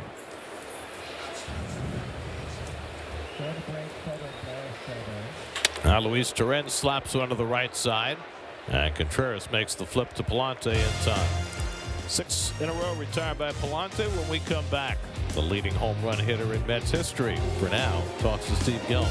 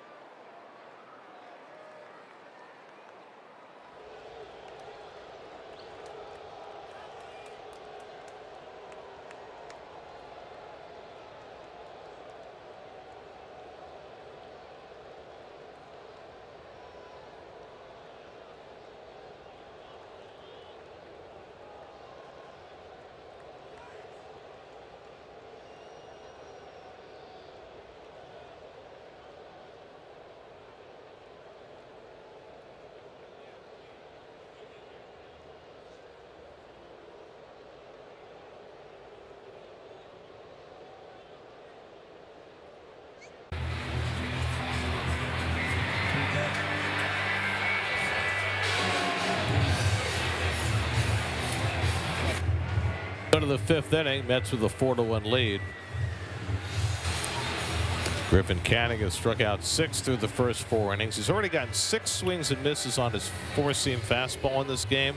That's 3 more than he had in his first 3 starts combined. Let's check in with Steve Gelb. Steve? Steve's having some microphone issues. Steve is standing by with Darryl Strawberry, so we'll want to get to him. I thought he'd have another football uniform on. That could happen. I don't know if they'll ever let him on the Jets show again. He looked good in that Viking helmet and uniform. Had the helmet, had the jersey, had the quarterback pouch. I don't know if I want to let him play defense, though, but he's not big enough to play and be middle linebacker. Left out. That's where he's playing. Down and in slider from Canning to get ahead on Victor Scott. 0-2. Scott scored the only Cardinal run when he singled, stole second, and scored on Brendan Donovan's base hit. 4-1 New York as we start the 5th. Lars Nootbaar on deck. And chopper foul.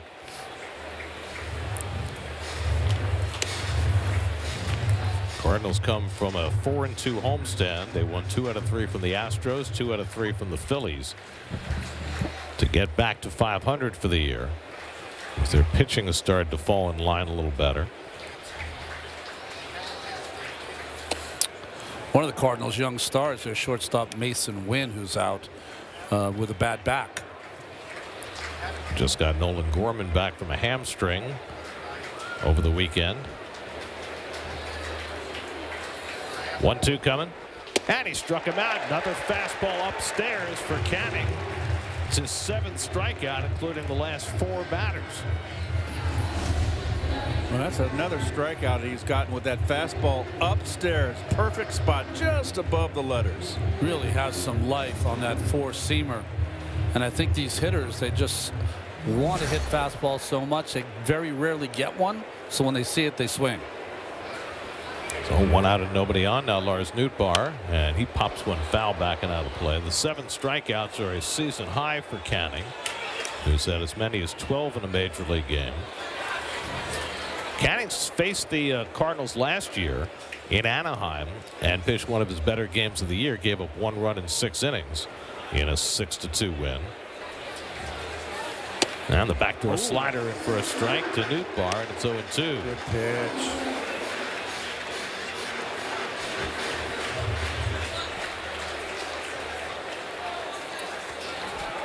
Nootbaar is grounded out and struck out tonight, 0-2.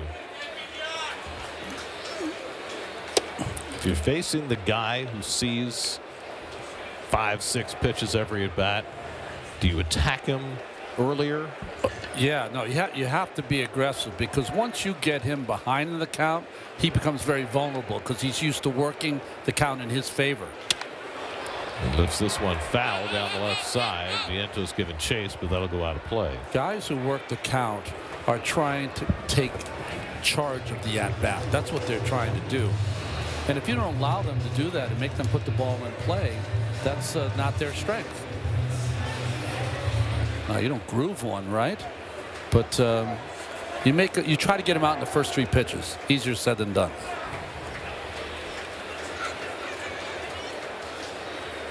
And Nootbaar tries to lay off the changeup, and he stopped the swing in time. Bill Miller with a call, 2-2. Well, and so he's got another long at bat. What a kick change that was. Wow. Vertical run.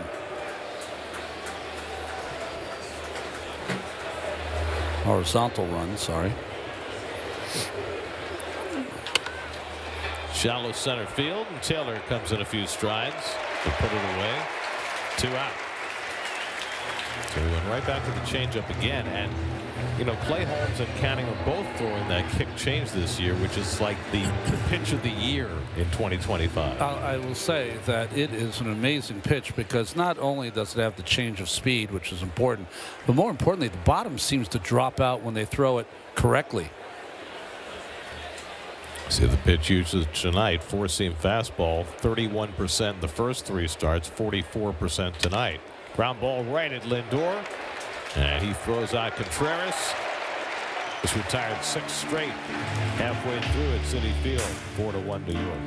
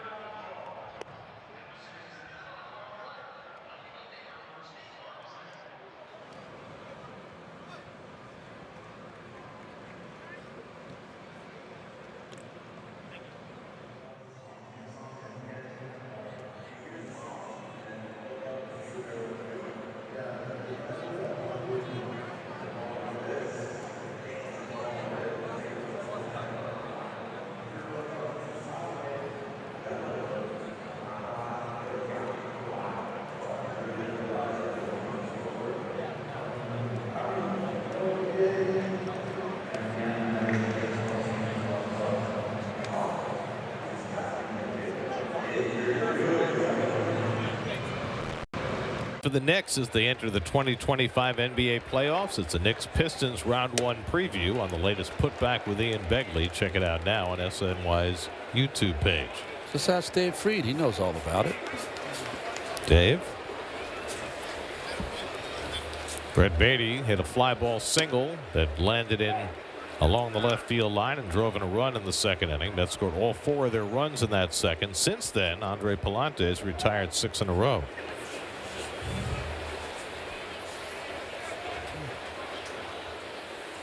Tonight, Beatty hitting 8th and Taylor hitting 9th. And they both had 2-out hits in that 4-run second. That facilitated those last 2 runs. Noted. 4th, 5th inning recap. Griffin Canning, best he's looked as Met. Coming off illness that pushed his start back, and he's looked very healthy tonight. And Beatty hits the breaking ball past the mound. Gorman coming in, throws across his body. And Contreras stayed on the bag, 1 out. Cardinals, by some measures, have the best defense in baseball so far this year. Outs above average has them at a +12. That is number 1 in the majors. Defensive runs saved has them 6th. But either way, their defense, which was a huge concern a couple of years ago, has improved greatly. 7 in a row retired by Palante. Now Taylor, he hits one on the ground, and Donovan is there to grab it. And there are 2 outs. So the ground ball parade continues. You know, Palante last year got 62% of the balls hit against him on the ground. This year it's up to 70%. And that has certainly predominated tonight. 11 of his 14 outs have come on the ground.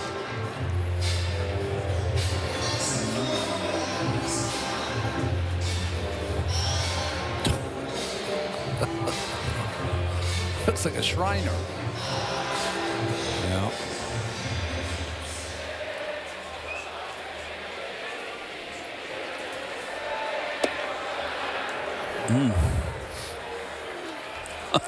I just hope there's no butter. That the popcorn was not buttered. Lindor is 2 for 2. He got a base hit in the first. He got a base hit to drive in a run in the second. Then he did a little on-field base coaching and waved Tyrone Taylor home with the 4th run of that inning.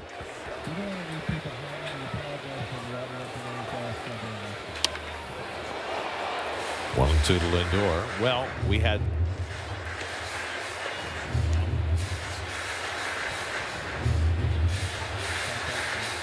such problems with Steve's microphone, and we're having problems with our microphones too tonight, that I believe the Darryl Strawberry interview will have to wait for another day. I believe Darryl has another engagement. So Steve has been left hanging, and we are left with number 18. Ron and I were looking at his numbers. They speak for themselves. You know the Steve Summers story, right? No. Steve had Darryl Strawberry on as a guest one night, and Steve's intro, you know how he would do the great introduction about Darryl Strawberry and all of his accomplishments. He went on for 2 minutes, and when he finally stopped talking, Darryl had left. Hung up the phone. Lindor has his third hit of the night, and the Mets have a 2-out base runner. Well, if breaking ball picked it off the ground like Mookie did all the time, went down and got it. So Lindor's got himself a 3-hit night. Palante was very vulnerable to the stolen base last year. See if Lindor tries to swipe one here with 2 out. No, it wasn't Evan. It was Steve Summers. Okay. And Tiki, I see. Well, Steve Gelbs, if you don't know what it's like to be big league, you just got big league tonight. Hang with him. I think it's great that Evan and Tiki hang out at the ballpark together. I think it's wonderful. Who knew? Soto's grounded into a double play and struck out tonight. Last year, Palante gave up 26 stolen bases in 32 tries. This year, 4 out of 4. Well, just by his motion to the plate, just takes forever to release the ball. A big shoulder lift. See if Lindor can time it. And a big cut of the high fastball, and Soto's down to the count 0-2.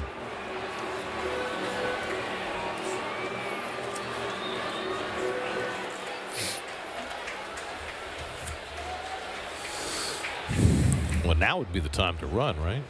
If you're caught, you save Soto in at bat. Not going, and it's inside, 1-2. 0-2 is another count that guys would steal on, like you said, to save the at-bat. Also anticipating a breaking ball a lot of times on 0-2, but that was a cutter from Palante.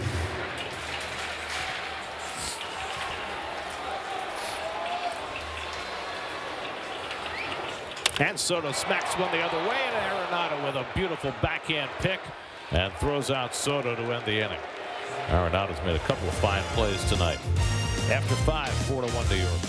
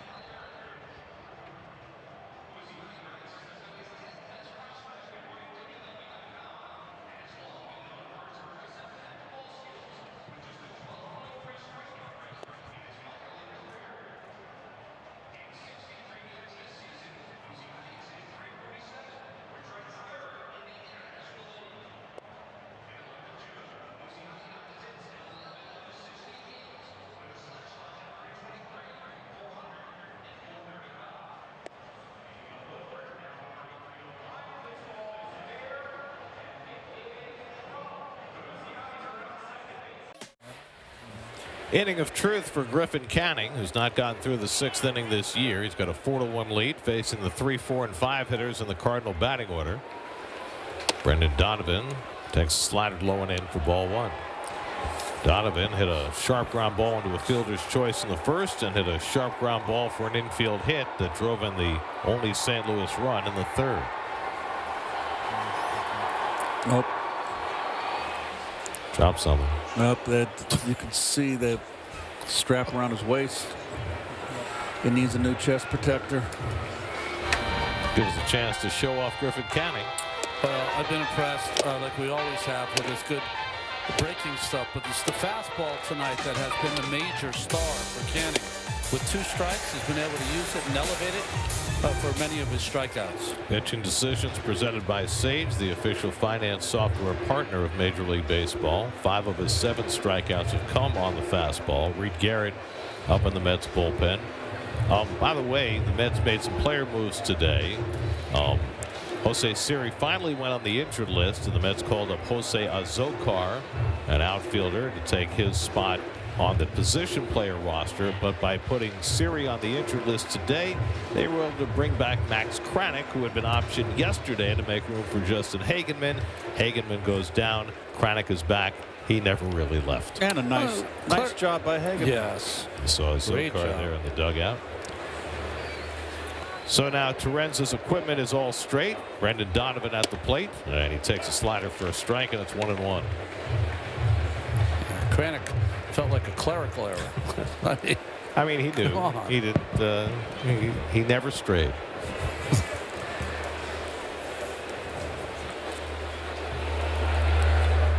If he was thinking about the wings at Steve Grilly's change of pace bar in Syracuse, he's going to have to wait. No, yeah. And in that instance, you just stay where you are, right? Look at that.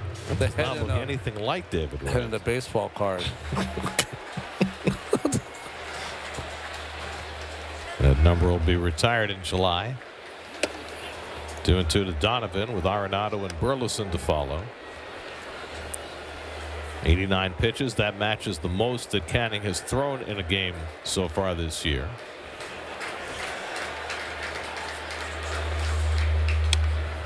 Again, he goes for the strikeout with the fastball, but Donovan fouls it off. Yep, he beat him inside. Good pitch, but he fought it off.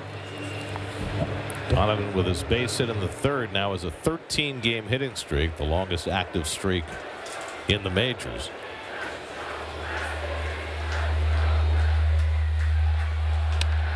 Carves that one foul on the cutter.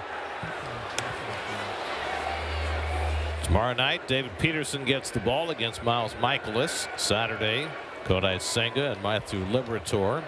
And then Clay Holmes and Sonny Gray meet up on Sunday. Tomorrow in SNY, Saturday on Fox, Sunday on Pix. A little bit low. He's attacking him with fastballs, RJ. But, you know, he's locked in, so he's taking those close pitches. 8th pitch of the at-bat coming from Canning to Donovan.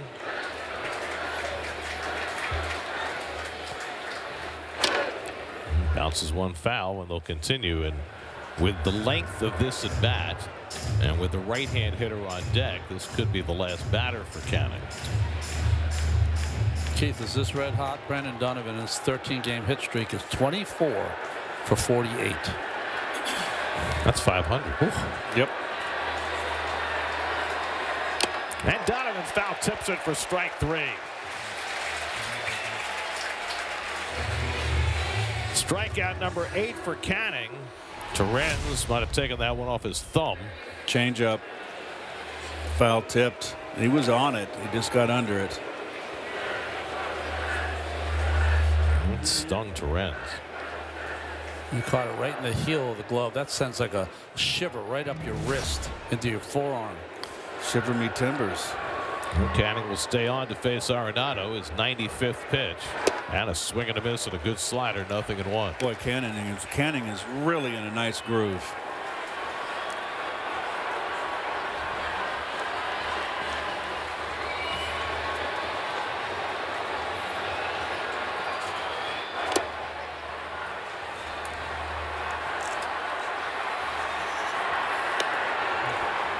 Arenado tonight has walked and grounded to second. Cardinals 1 run, 3 hits. The Mets 4 runs and 7 hits. We're in the 6th.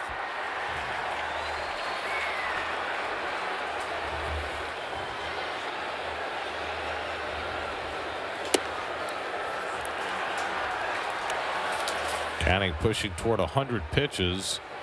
Last year in 31 starts, only 3 times did Canning throw 100 or more pitches. Oh my goodness. Hello. 2-1 coming. And Arenado takes low and away with a changeup, and it's 3-1. I believe we have a wave rolling through our ballpark.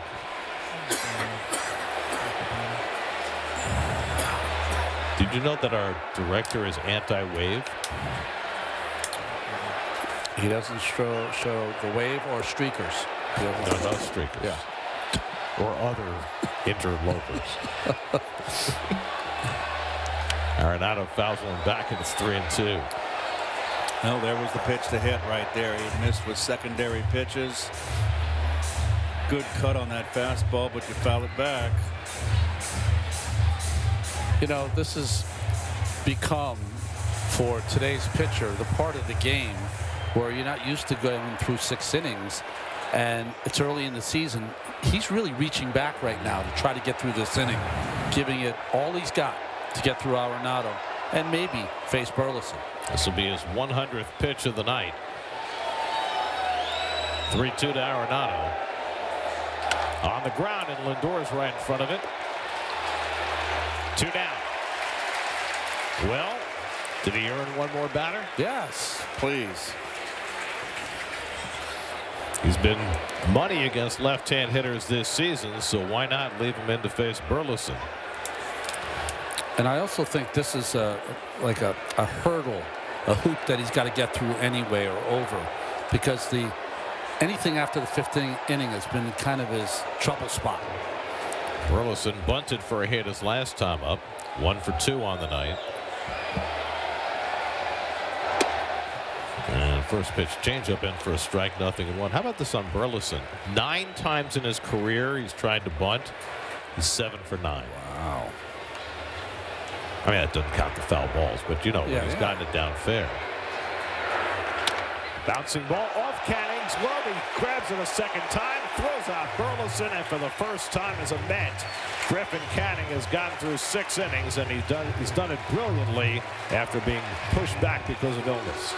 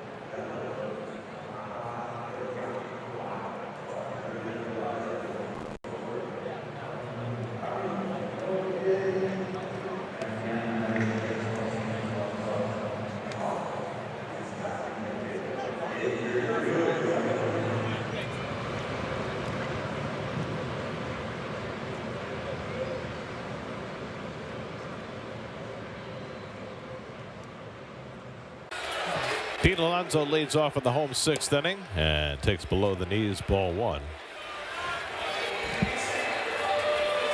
Alonso's been up twice, grounded out to short both times, facing Andre Palante, who was settled in nicely after a very rough second inning.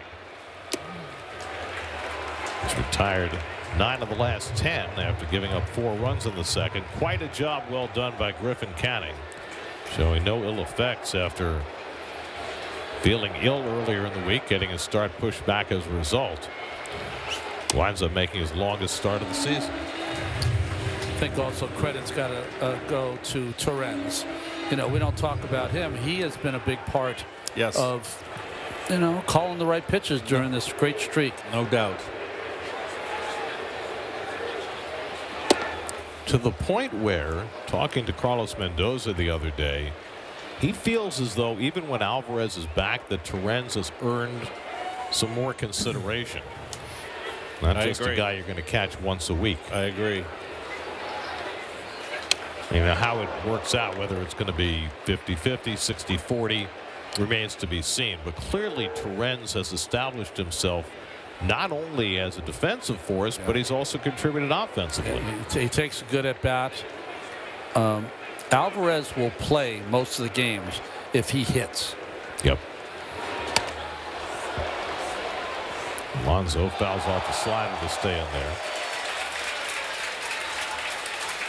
You know, Vientos on deck, first home run in this game. You know with Torrens, you're going to get a pro AB every time he's up there.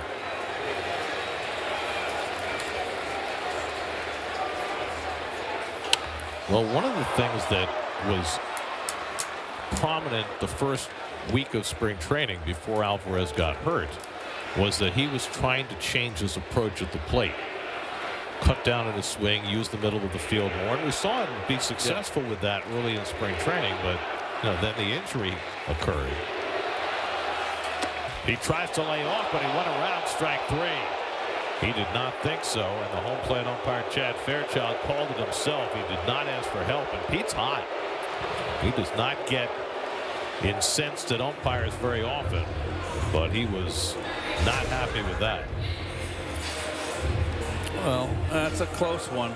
Nothing irritates players more than when the home plate umpire calls a check swing. They want them to ask for help.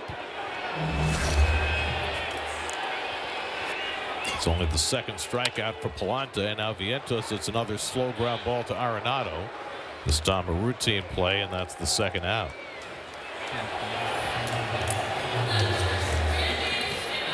Don't miss a single Mets moment on the SNY stream presented by Fanatics Sportsbook, now on its new home, the MLB app. Scan the code and download the MLB app today. I swear the code was there. You gotta be quick. But by the time I said scan the code, it was gone. You know what a QR code stands for, Gary? I mean, it's a QR code. I need to be quicker. That's right. QR is for quick response. There you go. It's like when they throw the defense up on me. They're very quick. They just pull it out like they got the hook. That was the Cardinals. That's the one we've replayed like 100 times. It was Newt Barr. He never got to the outfield. Nemo's 0 for 2. Gorman threw him out with a glove flip his last time, and he takes fastball in the corner for a strike, 1-1. It's interesting watching Palante in this game because he's gained velocity as we've gone along. That ever happened to you? Yeah. Well, there'll be some starts that you come out and for whatever reason you can't get loose. You just don't feel like you're 100%, and you work through it, and sometimes you stay out there long enough, your stuff comes back to you, and maybe that is what has happened to Andre Palante. Matt Swanson is the right-hander up in the bullpen.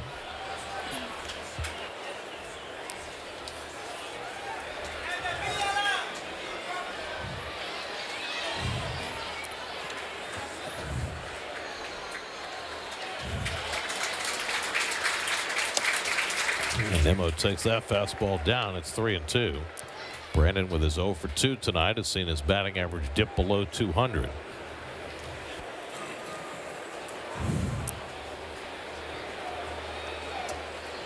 (3-2) from Palante, and Nimmo socks one out to left. Coming on a few strides is Newt.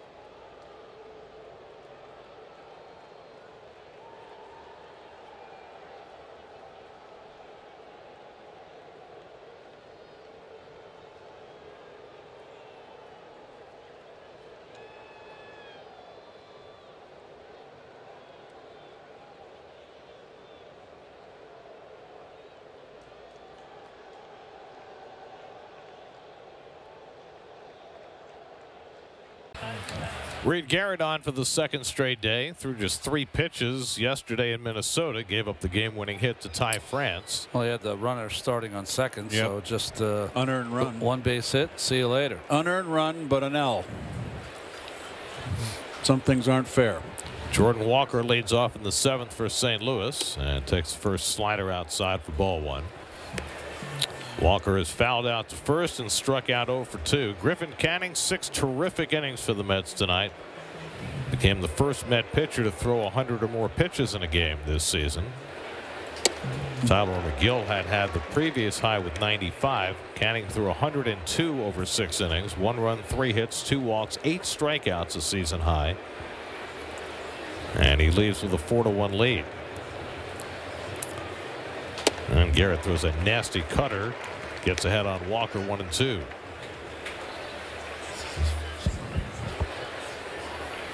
Nolan Gorman on deck, and then Pedro Pajes for the Cardinals in the 7th. You know, watching you guys yesterday from home, my first thought is the courtesy runner at second in the 10th inning has run its course. It's obvious we should play 12 innings at least, and then go to maybe that system. Well, Gary mentioned that years when it first started, and I agree. Do it through the 3 innings, 3 frames. You got to earn your run, and then okay, fine. You're worried about the fans getting, or the pitching. You're worried about the pitching. Yep. Well, and it made sense during the pandemic, which is when it was introduced. You were trying to get people out of the ballpark faster, less contact. That's why they played 7-inning games in doubleheaders. They got rid of that rule, but they kept the runner at second in extra innings rule. That 7-inning games just didn't seem like a complete game, did it?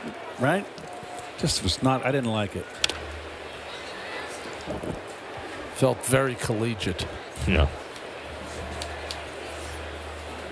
First time Garrett's worked back-to-back days this season. Last year he did it 7 times. Struggled on the second day, 4.26 ERA, second day of the back-to-backs.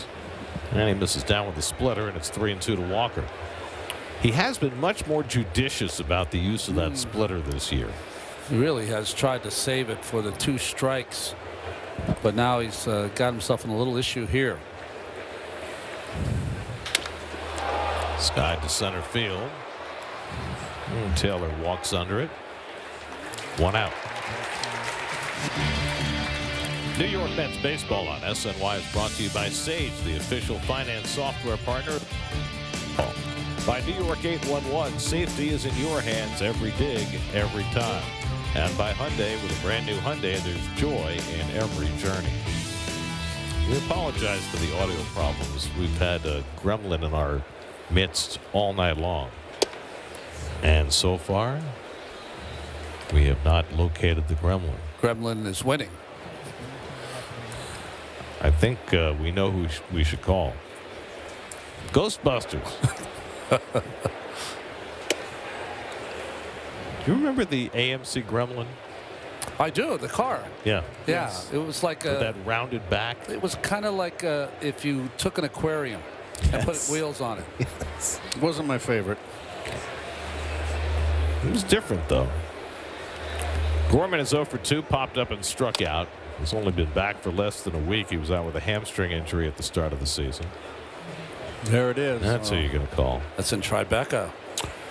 Drew Perron's restaurant right there. Yeah. That's Frenchette. That's just to the left. Right Drew's old spot. Right at Northmore. Walker's. Yep. Strike as he went around on the half swing, and it's 2-2. Did you say Frenchette? What? Yep. Like David Johansen's Frenchette? Oh, that's one of my favorite restaurants in the city. My daughter turned it on to me, Melissa, when she lived in the city. You know that song, right? Right. I've been to France, so let's just dance. The late, great David Johansen. 2-2 to Gorman with Pajes on deck. And he bounces that splitter. So the couple of splitters that Garrett has thrown have not been competitive. He went back to the cutter to get Walker on the fly ball. We'll see what he does here on 3-2 to Gorman.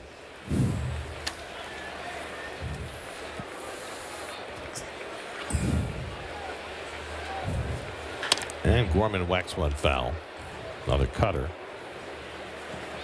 Gorman had a career low 671 OPS last year, so he's looking for a bounce back season. But he's only 24. He's a guy that they very much believe in. First round pick by the Cardinals out of high school in 2018.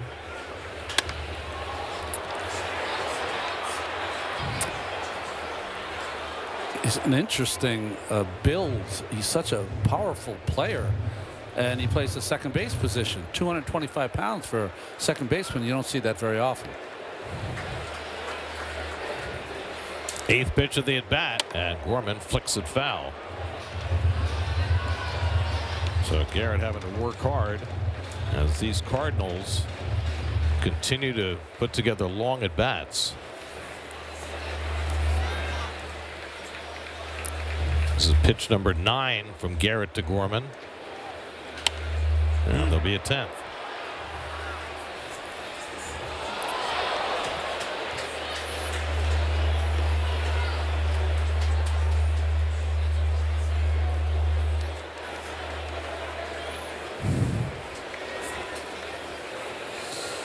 The Orioles won tonight. They beat Cleveland 6-2. Tomoyuki Sagano pitched another good game for the Orioles a day after Mike Elias, their general manager, tried to explain why they didn't have enough pitching. There's ball 4 to Gorman. So Sagano making him look good. Here comes Jeremy Hefner. You know, they let Corbin Burns walk, and they didn't really adequately replace him, but they brought in Sagano as a free agent from Japan, and he's been terrific for them. He has been good. Their problem is their best young pitchers are all hurt. Grayson Rodriguez, Bradish, on and on and on. And if they had had that depth, they could have withstood the loss of Corbin Burns, but they're trying to do it with Charlie Morton's and, you know, other right. Morton has really struggled. Yeah. That was kind of a flyer. But, you know, Elias, his point was, well, we couldn't have foreseen the injuries to Grayson Rodriguez, etc., as opposed to we need to build starting pitching depth like the better teams do. And, you know, they've got so much young talent on the field. If they just had adequate pitching, they'd be in great shape. As it is, with the win tonight, they're 8-10. Here's Pedro Pages, who struck out in his first 2 at-bats against Canning.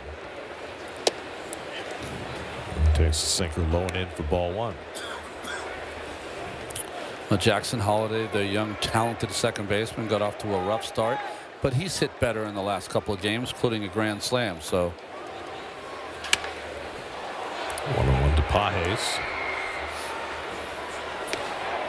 See what Randy Arozarena did today against the Reds. Game-tying homer in the 9th, 2-run double in the 10th.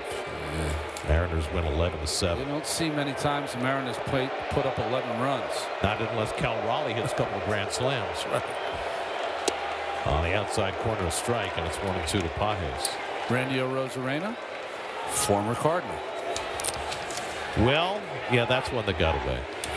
Adolis Garcia, former Cardinal. Yeah.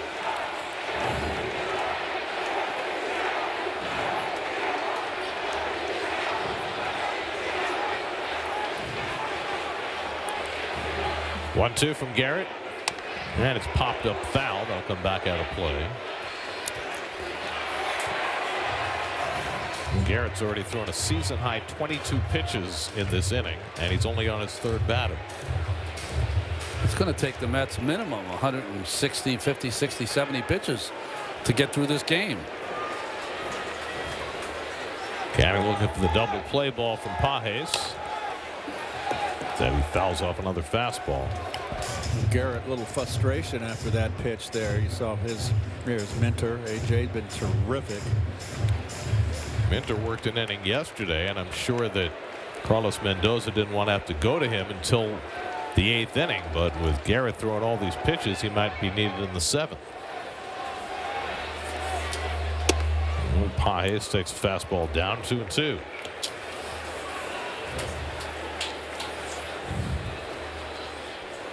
This has very much been the Cardinals' approach this year. One of the reasons why they're off to such a good offensive start.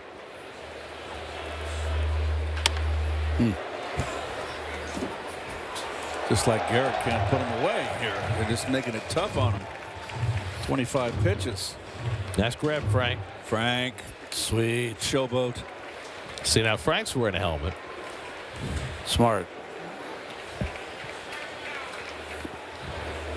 I made the point yesterday after Hunter Wendelstedt got hit by the line drive that maybe the umpires should be wearing helmets, but we're glad Frank is. Oh, Karam. Left-handed. Frank. Perfect grab. And he didn't lose the shot. Well, Frank's right-handed, so that's his glove hand. Ninth pitch of the at-bat to Pages, and he checks his swing. He went around strike 3. So Pages punched out by Ben May down at first, and that's the second out. That's a big call right there. Right ahead, your radio home for the Mets is 8:80 a.m. and streaming on the free Odyssey app. Night game tomorrow, we'll have that. 4 o'clock game Saturday, we won't have that. Sunday picks, we'll have that. And then the Phillies are in for 3 Monday, Tuesday, Wednesday. Then the Mets go to D.C. and Daniel Murphy will be joining the broadcast. Nice. I'll tell you one thing. Murph has never seen a game from the perspective that he'll see it from in Washington. Oh, that's true. Up on the 7th floor.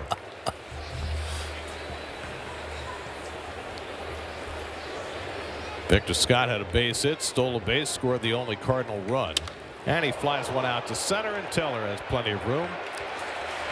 And that retires the side. A hard-working inning for Garrett, but a hitless one.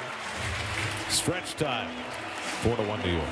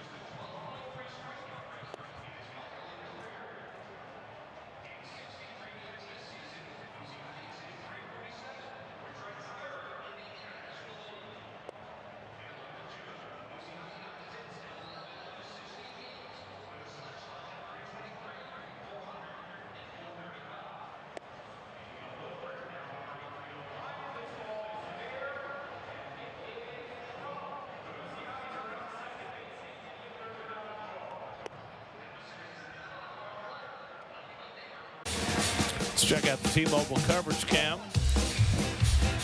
Foul ball, anybody? Yeah. Got it.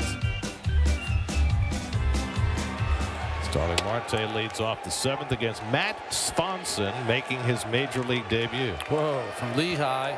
Sinker slider combination. Throws 95-mile-an-hour sinkers and sliders, keeps the ball on the ground. And he comes inside with that sinker and gets even on Marte, who is doubled and lined out to second base, 1 for 2. Mets got all 4 of their runs in the second inning. Marte was right in the middle of that. Vientos homered. Beatty and Lindor drove in runs. And the Mets stole a run on a rundown play. Marte, Torrens, and Beatty batting against Swanson.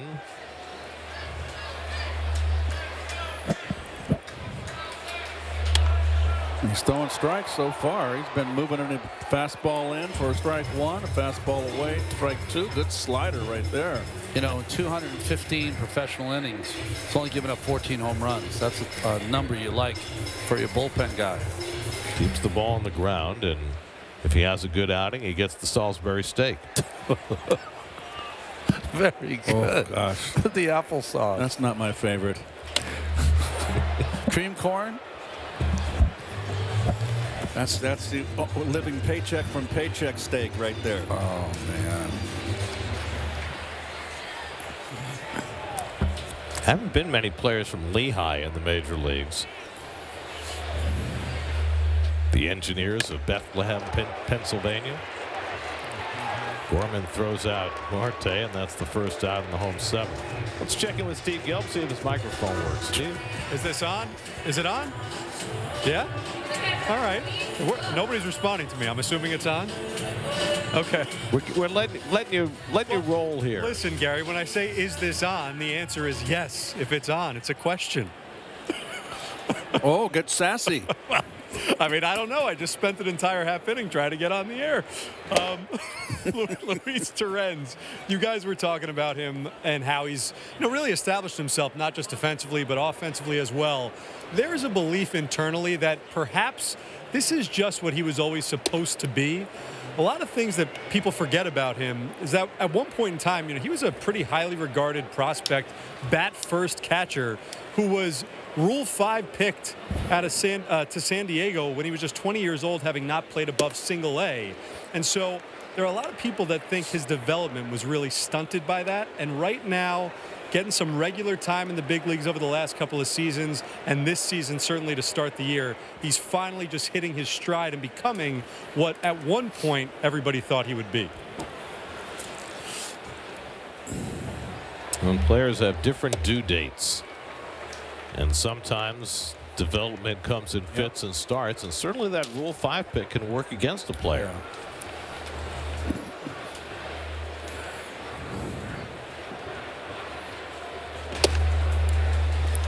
Swanson just misses off the outside corner, 3-2. Was Steve on? I didn't hear a thing.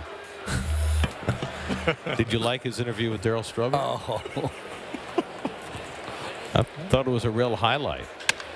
Torrens gets a hold of one to right center. Back in the gap goes Scott with Walker, and Walker's got it. A step from the wall in right center field.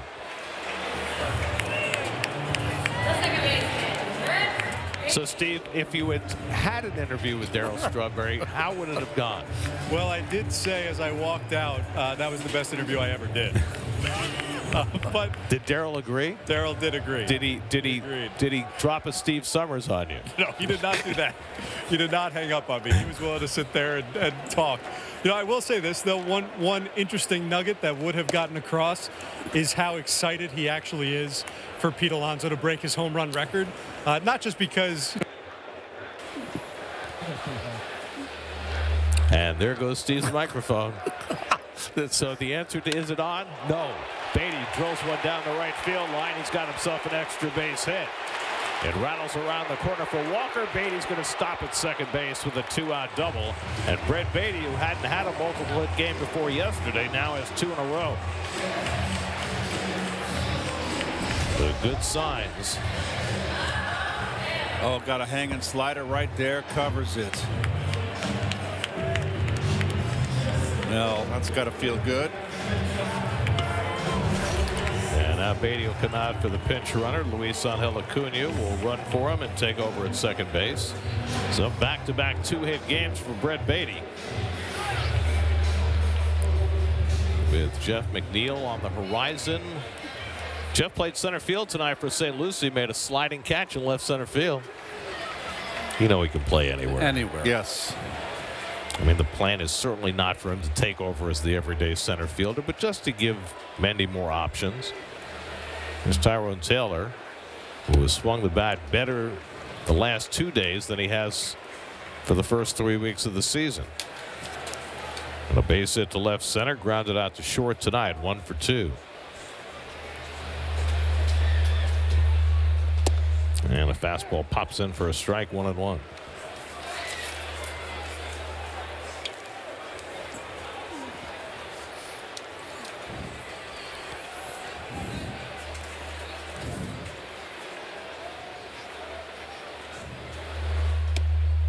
And that catches the corner at 97. 1-2 to Taylor. This young man throws free and easy, doesn't he? Yes, he does.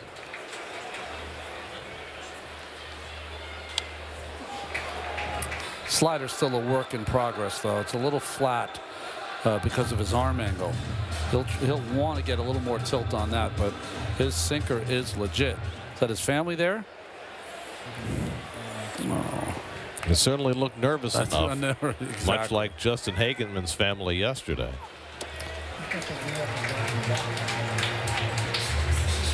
So happy for Hageman yesterday. Boy, he looked good. You know, that kind of low arm slot he throws from makes that fastball up in the zone, even though play hotter.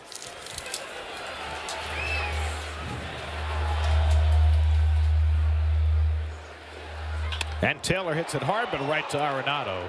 And that retires the side. Double and one left. Successful first inning in the big leagues for Matt Swanson.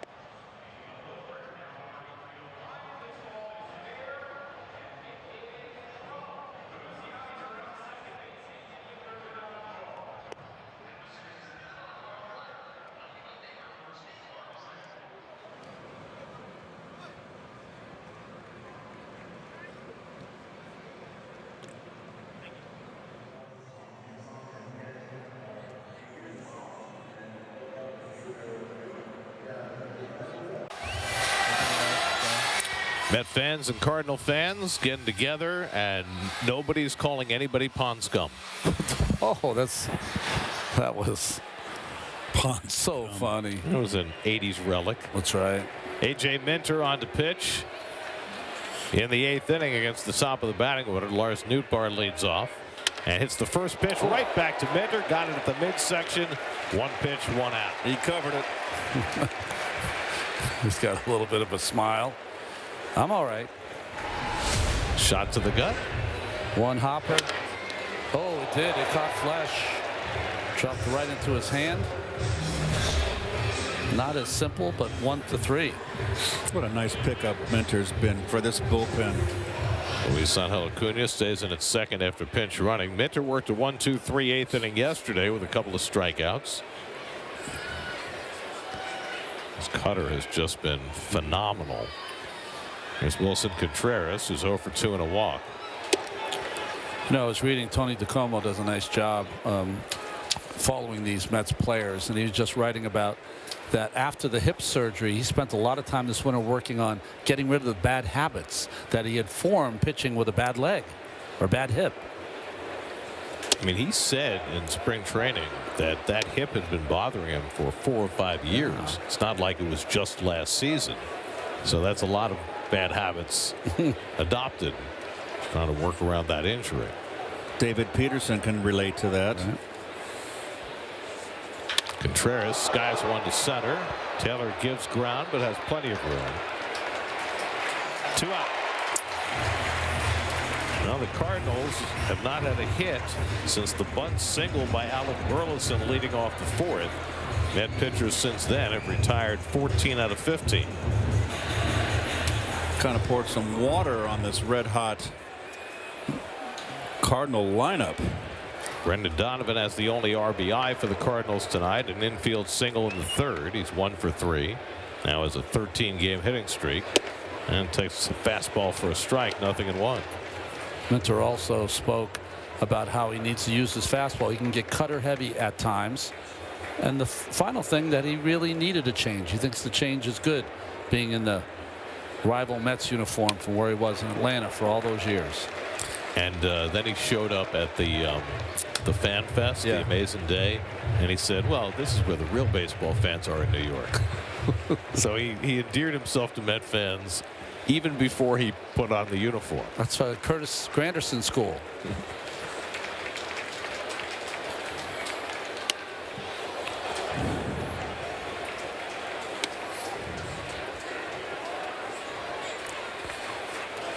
Donovan against left-handers hitting .263 coming into the night, .423 against right-handers coming into the night. He's 1 for 3 tonight against all righties. Minter down and away with a cutter. 1 ball, 2 strikes. Griffin Canning, 6 innings tonight. His best outing as a Met, 1 run, 3 hits, 2 walks, 8 strikeouts. Reed Garrett worked around a walk in the 7th.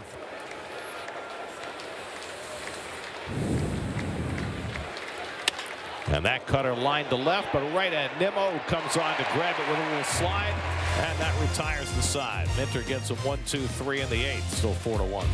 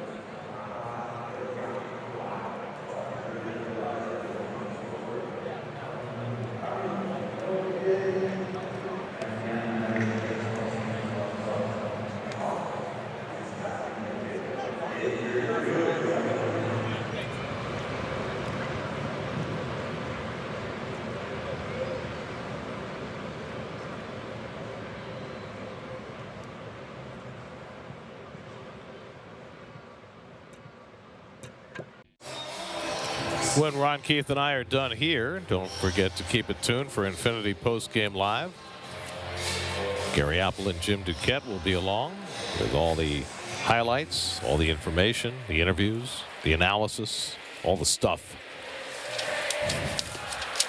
John King on to pitch for the Cardinals. That turns Francisco Lindor around to be a right-hand batter. Only his 8th at bat against lefties. The Mets have hardly faced any left-handers this season. Lindor went 3 for 3 as a left-hand batter tonight. Well, see those numbers. Most of those runs were allowed against the Red Sox. Hitting in 2/3, give up 4 runs in Fenway. King had a great year for the Cardinals last year. 56 games, 2.85 ERA. Donovan handles the ground ball. The overhand throw a little low, but scooped out by Contreras, and Lindor is retired for the first time tonight. Well, that's what King does. He keeps the ball on the ground. Sinker slider combination. Set career highs in just about everything last year. Edwin Diaz getting ready for the save opportunity.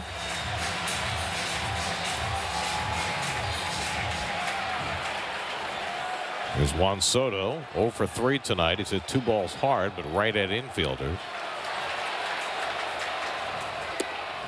And takes the sinker low from King, ball 1. Soto 1 for 4 in his career against King.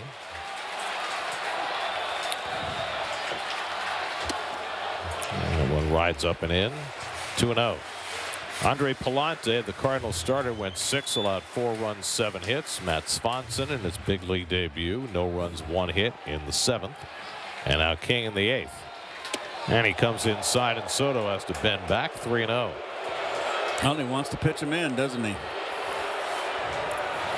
Well, he's one of the few pitchers, lefty on left, that throws that sinking fastball in and down on the left-handed hitters. They don't see it too often.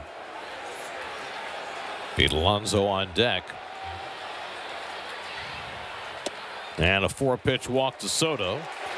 It's the first walk the Cardinal pitchers have allowed tonight. And now Alonso comes up with a man on. Pete's got 0 for 3, a rare 0 for him this year. 2 groundouts and a strikeout. OPS has dropped all the way down to 1154. And he drives one in the air to left, chasing Nootbaar back, but he'll have room in front of the warning track to make the catch. Soto tagged at first, but he'll stay put. Got him out in front.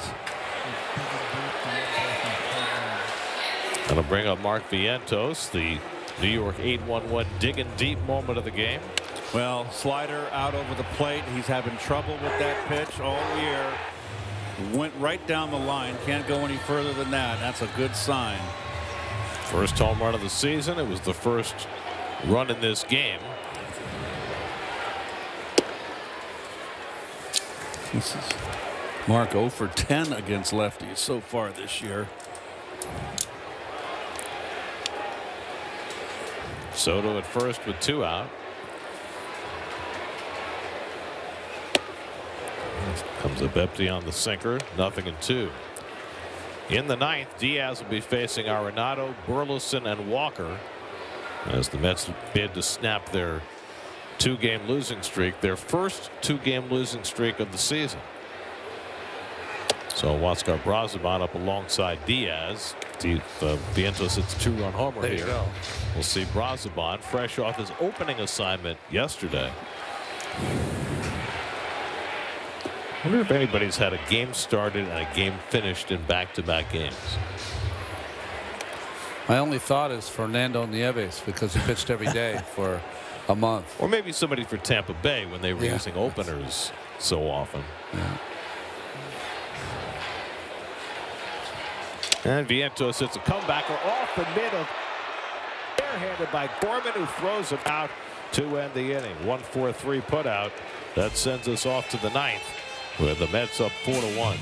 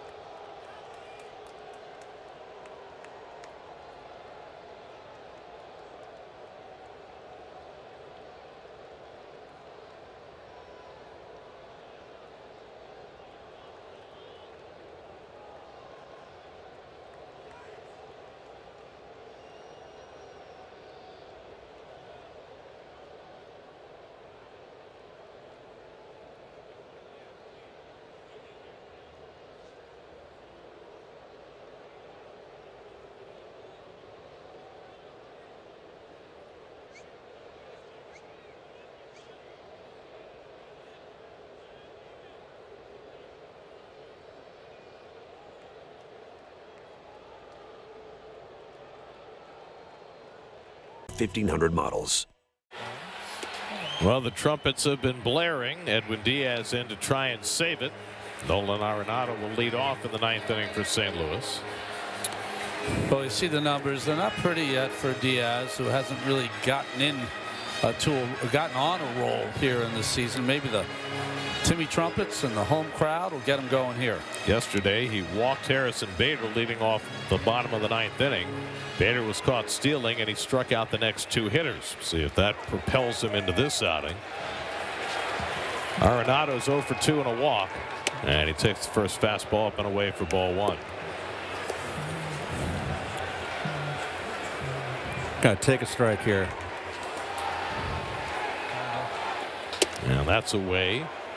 Walking the first hitter has been a problem for Diaz. It's a Honda Sports Night lineup coming up after the post game. Knicks get ready for the postseason. Rangers finish their season. There's a slider for a strike, and it's 2-1. Diaz's last save opportunity was a shaky one. That was in Sacramento, where he had a 3-run lead in the 9th, gave up 2 before slamming the door. And now he's behind on Arenado, starting this 9th inning with a 3-run lead, 3-1. Hasn't thrown a fastball for a strike. Getting encouragement from Carlos. That wasn't encouragement. That was, let's get it going. And he throws that one inside for ball 4. And so for the 3rd straight outing, Diaz has walked the leadoff hitter.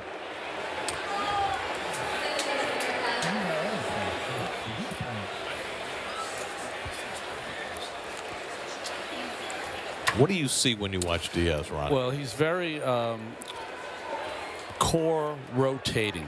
So it's almost like he is such a spinning top of the mechanics, right?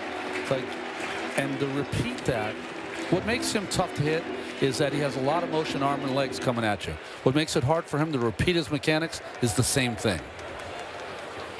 Alec Burleson takes a fastball up and away, 1-1. So there's a lot of moving parts, even with a guy on first base. Big high leg kick, very rotational at the core, spins out of it, and it's almost got to be perfect. And the ball's coming out late, almost each and every time. Slider misses down, 2 balls and a strike. That's why you see a lot of pitches, especially the lefties, up and away. Just arm side, not coming through. Front shoulder opens up, and the arm never gets in position. That slider in for a strike, and it's 2-2.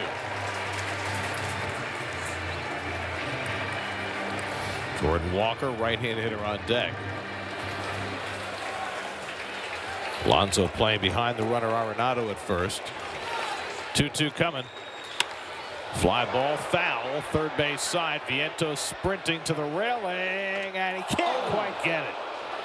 Came awfully close after a very long run. He was playing far off the line against the left-hand hitter. And on the dead sprint, just couldn't quite get it. Oh, didn't get there. Right on top of the camera.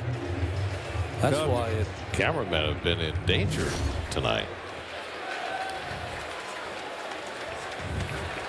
No helmet there. And that's in there for a call, strike 3. Fastball gets Burleson looking for the first out. Late call from home plate umpire Chad Fairchild.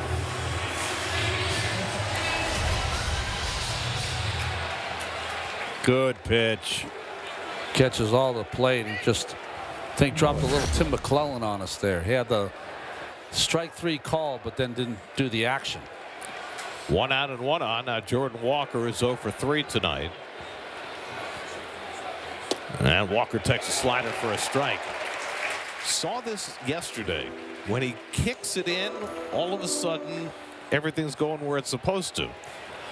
It just takes him a batter or two. It's interesting. Usually every pitcher works his breaking ball off his fastball command. He works his fastball off his slider command. It's just the opposite. And Walker fouls back a 97-mile-an-hour fastball. That's the hardest pitch Edwin's thrown. And now it's 0-2.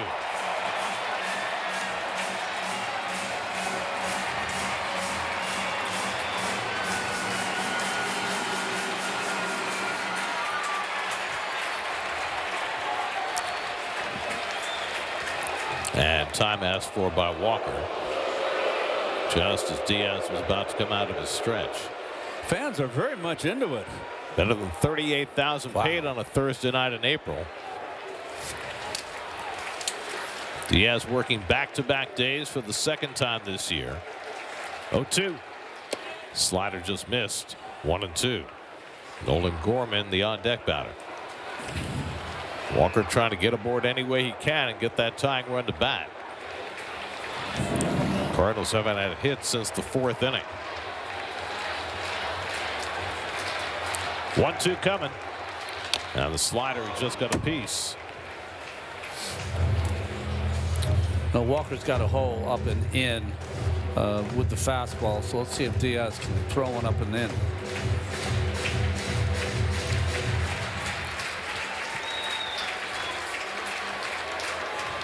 Again, the 1-2. Struck him out. Got him with a slider. 2 men down. Well, you don't have to when you throw a perfect slider like that. Started right on the corner. Late break. So now the Cardinals are down to their final out. Nolan Gorman coming up.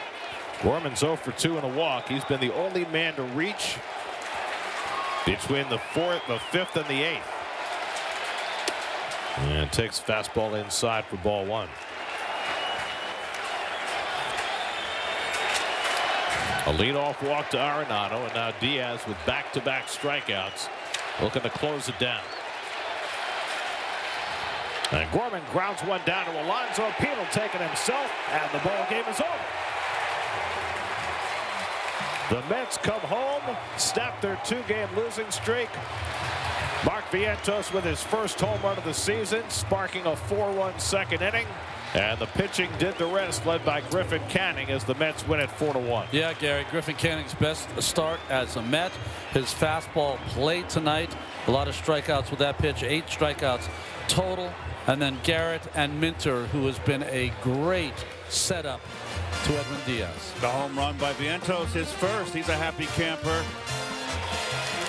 Mets hustled their way to a 4-run second inning, and that was the difference. Tonight's win is brought to you by Moo. Download the Moo app and you could win $1 million if the Mets reach 100 wins this season. There's the game summary. Griffin Canning, first Met to throw over 100 pitches this year, and he turns in his best outing as a Met as the Mets take the opener of this homestand to move to 12-7 on the season. The Amazing Mets Foundation will contribute $2,500 to Northwell Health and the Cats Institute for Women's Health for every Mets win. For more information, visit northwell.edu/cats. Total contribution so far this season is $30,000. That's now 6-1 at home as they beat the Cardinals 4-1. More coming up from Citi Field in just a moment.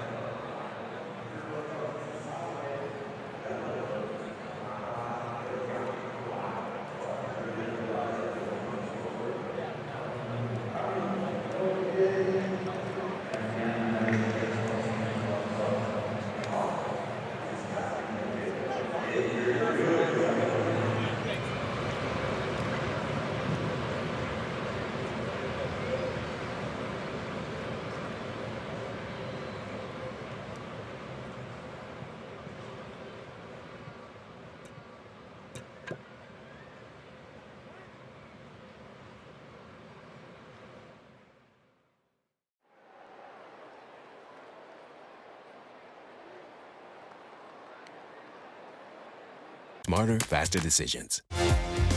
Mets open their series with the Cardinals with a 4-1 victory. They allowed just 3 hits tonight. That matches a season low. New York Mets baseball on SNY is brought to you by your local Honda dealers. Contact your local Honda dealer today.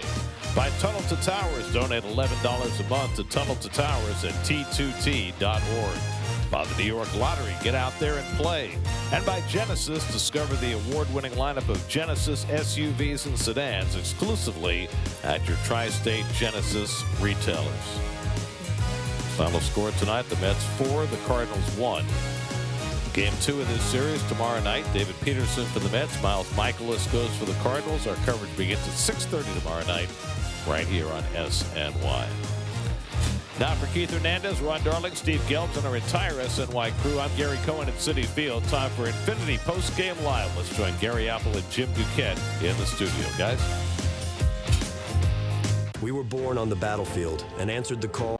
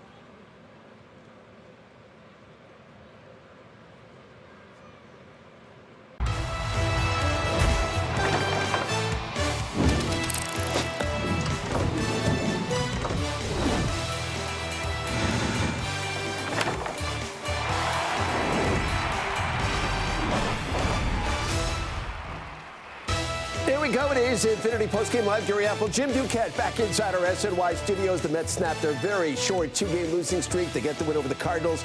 4-1, the final opening game of this 4-game series out at Citi Field. Man, Griffin Canning was really good tonight. We'll get to him in a moment. The bullpen, which has been rock solid all season long, getting the job done once again. Let's go back out to the ballpark right now, get a look at our notes from this game, and the Mets took the lead in the second inning. Mark Vientos, this had to feel really good for Mark. He had waited for his first home run of the year, and there it is. It hits off the bottom of the foul pole out there, and it gave the Mets a 1-0 lead. It was just the beginning of a big inning. Brett Beatty He goes the opposite way. It's going to drop in out there in front of Lars Nootbaar. Starling Marte scores. It was a 2-0 game. A couple of batters later, after Tyrone Taylor singled, Francisco Lindor a base hit in the center. Beatty scores, and then Lindor's going to get caught in a rundown, and then he does some on-field coaching. This was so heads up. He signals to Taylor. He's like, go on, man, you score. And in fact, he does. Before Lindor is tagged out, the run counted at that point. It was 4-0 Mets. Griffin Canning, the aforementioned, impressive. His fourth start of the season, gave up just a run over 6 innings.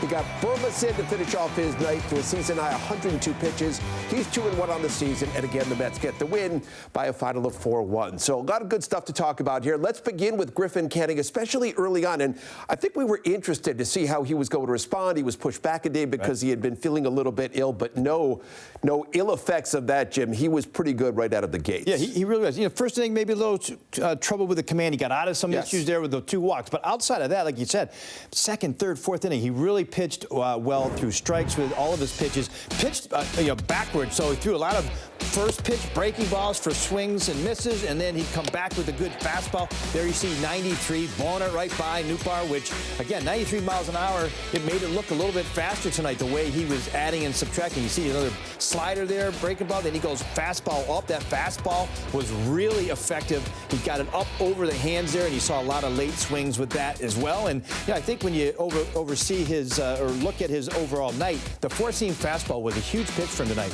Prior to this evening, he threw it about 33% of the time. You see he threw 12% more. You see the swing and miss there on the right 7 times. That's the 4th most in his career, in the most this season. The slider had swing and miss tonight. The changeup did too. It's the most swings and misses that he's had on the season. So, you look at all things considered, the sickness and maybe being pushed back an extra day, he looked like he was locked in really pretty much from the second inning on, and tremendous job. It was indeed. You talked about pitching backwards. So take us a little bit deeper into that and the pitch mix that you saw from his repertoire tonight. Early on, he was trying to go with his fastball, and he wasn't locating that, and he was about 50% strikes. As he went into the next couple of innings, he was using his slider and his changeup to get ahead in the count. When he was able to do that, he was 6 of 9 first pitch strikes. That second time he faced the lineup, mostly with breaking balls. So he got ahead 0-1, 0-2 with those pitches, and then he'd come back with the fastball. And he was really aggressive with it, too. That's usually a pitch that he throws for strikes about 50% of the time, but he was aggressive with it, both down, up, and in, but mostly up with that fastball. You got some late swings, some really bad swings, and it's not a pitch normally at 93 miles an hour that you like to pitch up there a lot, but he was effective with it tonight, basically because he went off speed early. Yep, had those 8 strikeouts in the game. By the way, last season, he made a lot of starts for the Angels, over 30 starts for the Angels a season ago. He only had 1 game where he had 8 strikeouts, and that came against the Mets in August out in Anaheim. So he was the winning pitcher tonight. Again, the Mets get the win 4-1. Let's get thoughts of the manager right now as we go back out to the ballpark to hear from Carlos Mendoza. Steve. Carlos, I know Canning's been relying heavily on the slider, the changeup, but was that the best you've seen his fastball so far? 100%. I thought the slider was good again today, the way he uses both the slider and changeup, but the fastball at the top of the zone to finish off hitters. He got swing and misses, he's got strikeouts with that pitch, and he kept going at it. He executed well. He was high enough to get by the hitters, and like I said, he got good carry, good velo, and used it effectively. But overall, it was really good. Are you at all surprised that he was that effective coming off the sickness? I was hoping that we needed at least 5 from him. But we were going to watch him closely. Because he was weak a couple of days ago, but we felt good about him taking the ball today. And yesterday he had a normal day, but we were still monitoring. But then watching him go out there and continue to execute pitches, hold the velo, and he wasn't missing his spots. Good outing by him. Tony? What is the biggest difference in your eyes between the Canning, we've seen early this season versus maybe the one you've seen? Who? Canning. Okay. Versus maybe the one you've seen in prior years? Well, when he was with Anaheim, last year he threw a really good game against us. He threw 6 innings, and there was a lot of strikeouts, a lot of weak contact. But he used to like that fastball a lot. And I remember that being the plan, we got to take away his fastball. knowing that the breaking ball, the secondary pitches were really, really good. Now, I think the biggest difference is, and the biggest adjustment is how he's using his arsenal. He's getting ahead with a lot of different pitches, whether it's the slider, the changeup, using the fastball effectively. On hitters count, he's not just throwing four-seam fastballs there. He's using all of his pitches, the slider, the changeup, and then when he's ahead, he's sneaking fastballs by hitters. So I think it's an adjustment, and I think he's got the ability to read the situation and read what lineups and hitters are trying to do to him. When he knows that they are sitting on his breaking pitches, he's going to use the fastball, and when they're attacking his fastball, he's going to use the other weapon. So I think that's the biggest thing for me. Andrew? Were you just going to go batter to batter with him there in the sixth? And how big was that for your bullpen after the last 2 days just to get a deep start from him? Yeah, when he went back out there, not necessarily I was going batter to batter, but once I think he got to 90-some pitches and got one out, at that point, Reader was ready to go, so I was going batter to batter then. Glad he got the last two and gave us 6. Abby? Looks like some positive signs from Beatty and Vientos. What'd you see in their at-bats tonight? Yeah, I like, especially Beatty. With Vientos, we've seen that the whole year. We just haven't seen the results. But I've been saying it. He keeps hitting the ball hard. With Beatty, I thought yesterday he hit a ball, a line right over the shortstop head of a fastball that was 95 plus. That's a good sign. When he's staying inside the baseball, but he's also pulling the ball like he did today. Not missing pitches on time, and that's a good sign. So Vientos is fine. Beatty is showing the things that he's capable of doing. Joe? On Lindor's RBI single, he kind of stayed out of that rundown a little bit to let Taylor score. What'd you see there? Yeah, I thought, as soon as Walker let the ball go, I was screaming go, because I thought it was going to be over the cutoff man. And then for some reason, that ball either just died or Contreras got deep enough to be able to cut the throw. And once he was in trouble, I thought he did a really good job staying in the rundown, and Taylor did a good job, getting a jump when he needed to, and we stole that run when we probably made a mistake there, but it was an aggressive mistake. So, I thought we executed after we got in that rundown well. Pretty good. Thank you, Carlos. All right, so that is the manager of the Mets, Carlos Mendoza. Let's follow up on what he had to say right there about that run. He said they stole the run in that situation in the second inning. And Lindor, we know how heads up he is, both on an offensive side and defensive side of the baseball. But take us through that play and why it ended up working for the Mets. Well, I mean, it was a key moment, right? Adding on there, that fourth run. And, as the game was going on, it was going to be a little tight. So, really, that important run there, when you see what Lindor did, ordinarily it's a spot where after the base hit, you would like him to get to second, but you're also trying to get the run. And Taylor was held up at third, because he was leaving from first base. So when Contreras cuts it, right, here's Lindor telling him, go ahead, and he's going to stay in this rundown long enough to allow Taylor to score.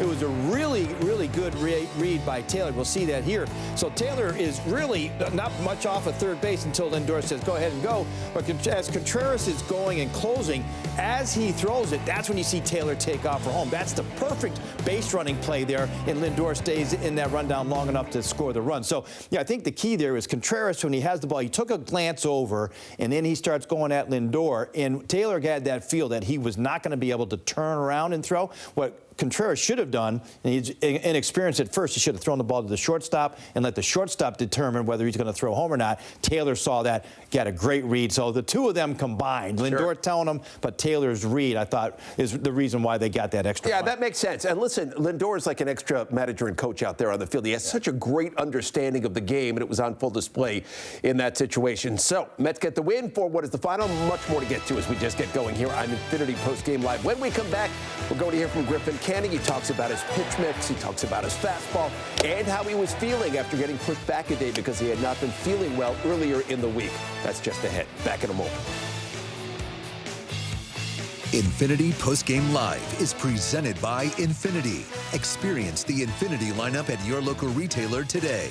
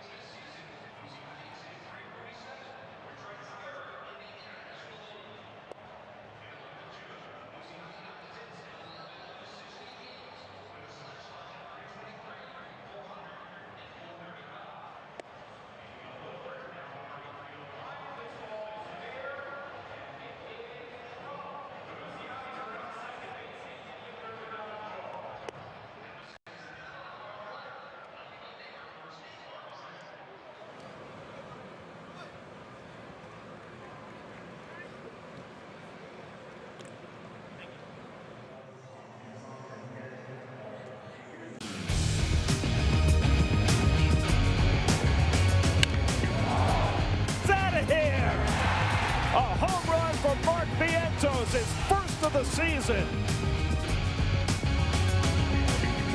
He struck him out, got him with a fastball. Canning is really in a nice groove. Strikeout number 8 for Canning. Griffin Canning has gotten through 6 innings and has done it brilliantly. So good night for the Mets and for Griffin Canning as we go inside the stats right now. That is presented by New York Lottery. And look at this, the Mets starting pitching this year with an ERA under 2.5, second best in all of baseball. They have been off the charts. Let's hear from the winner tonight, Griffin Canning. He has now won back-to-back starts. Griffin, we've seen you rely heavily on the slider changeup early this season. Went back to heavy fastball usage today. What made the fastball in particular so effective tonight? Yeah, just kind of felt like they were sitting off speed, so felt like the fastball had pretty good life. So yeah, just kind of rolling what was working and on the same page as Louis back there. So yeah, thankful for him to be back there calling a great game. Mendy said a couple days ago you were pretty weak. How'd you feel out there physically? I felt pretty good. Yeah, yeah, bounced back good enough, and yeah, got hydrated and got everything right and ready to go tonight. How sick were you? Yeah, just I didn't feel very good. So yeah, obviously not good enough to throw on Wednesday, which sucks. But yeah, glad I could throw tonight. I'm curious in the spring, early conversations that you had with Jeremy Hefner, maybe being open to ways that he could get the best out of you. What were those conversations like? Yeah, I mean, it was kind of leaning on my best pitches, the slider and the changeup, but I'm really happy about tonight. I threw some cutters to lefties towards the end of the game, threw a couple curveballs. So I feel like tonight is kind of the blueprint of, in an ideal world, obviously it matters kind of the approach that the hitters on the other team are taking against me, but tonight is how I want to pitch. I think you had thrown 2 total curveballs in your previous starts before tonight. You threw like 5 or 6 of them tonight. Why was that? Yeah, I mean, the hitters are good, right? Like, they're going to go into a game watching video and having an approach against me, too. So just being able to throw something in there that's a little different speed, different look, I think kind of helps me in the long run. As you've changed how you attack hitters, how much have you seen teams kind of change their approach against you as the season's gone on? Yeah, I mean, tonight, those lefties were 100% selling out for changeup. So felt it pretty early in the game, just kind of some of the swings that they took right away on changeups. So yeah, just constantly playing the game and just pitching. Is that something you have to talk about with Louis in game, or you both are kind of know it without talking about it? How does that work? Early in the game, Donovan singled on that changeup, and we both kind of looked at each other like, yeah, like he's probably sitting on that. Yeah, some days it's easier than others to kind of pick up what they're looking for, but yeah, like I said, just me and Louis were kind of on the same page on what we wanted to do. Do you feel like you've gotten better at that sort of thing as your career has progressed, and specifically into this year? I think it kind of boils down to how just how present I am on any given day. Like the more I can kind of get out of my own way and just kind of let my intuition and stuff like that come to me, I feel like it usually I usually don't overpitch, and kind of like just those feelings come to me of when I should throw something. So yeah, felt like that tonight. So it was a really good night for Griffin Canning. He spoke, Jim, about the fact that he felt like this was the blueprint for him. This is how he wants to pitch moving forward. So if he can duplicate this, is this sustainable in the long run? Oh, I think it is. I mean, he has the number of different pitches and the pitch mix to do it. I like the fact that he was willing to bring in the curveball and the cutter late, too. You know, that's one of those things. 3 pitches, some nights you're not going to have the feel for 1 or 2 of those. So if you can add, a curve or in a cutter, too, I think that's helpful. You even added a sinker in there, too. So, yeah, I think, though, anytime you can work off of the fastball with the slider and changeup together, I think that is a recipe for success like he had tonight. And I think he also said right there at the end, he's like, I just want to get out of my own way sometimes and let it come to him. I thought that was actually, a pretty interesting comment that he made right at the end. I really like the fact that the manager let him not only go out there for the 6th inning, which we thought he was going to do, but he let him work through that inning, through 102 pitches in the game, the most by any Mets pitcher this year. And I thought it was important to give him a little bit of leeway to try and battle through that. Yeah, I did too. Especially, you weren't quite sure with the sickness how much he would have left, but it looked like he did. I think, as Carlos said, he was going, batter to batter here, and you kind of look for different signs in the sixth. This was a really good changeup swing and miss where he's able to get the middle of the lineup. Here, he gets to the 3-2 count. He gets Arenado on the four-seamer, and then he gives the old little thumbs up. Yeah, I'm good right now. Let's go. Give me another hitter. And he goes to Burleson and retires him on a real easy comebacker. That's the other thing he does. He fields his position really well. So I think those are all the elements that you look for with a pitcher. Especially throwing strikes like he did from the second inning on. All right. So Griffin Canning, the winning pitcher for the Mets. Andre Palante was the losing pitcher for the Cardinals, and they got to him in that second inning. I thought it was important because he came off 7 shutout innings in his last outing. So we've got more to do here on Infinity Post Game Live. More reaction on the way. Good moment here for Mark Vientos, his first home run of the season. He had gone 63 at bats until he finally hits that first home run of the year. We're back in a moment.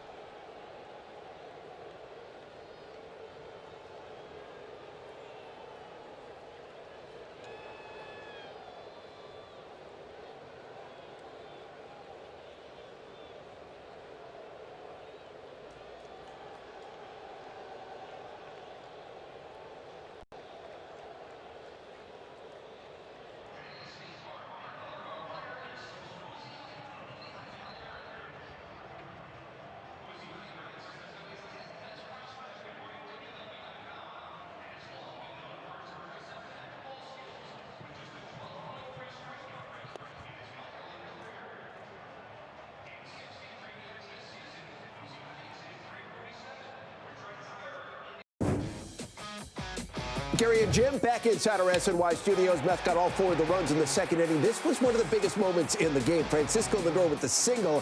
It scores Brett Beatty, and then Lindor gets caught in the rundown, and he is so smart out there on the field. He sees that he's caught in the rundown. He says to Tyrone Taylor, you go ahead and score. Taylor does. Here's Francisco.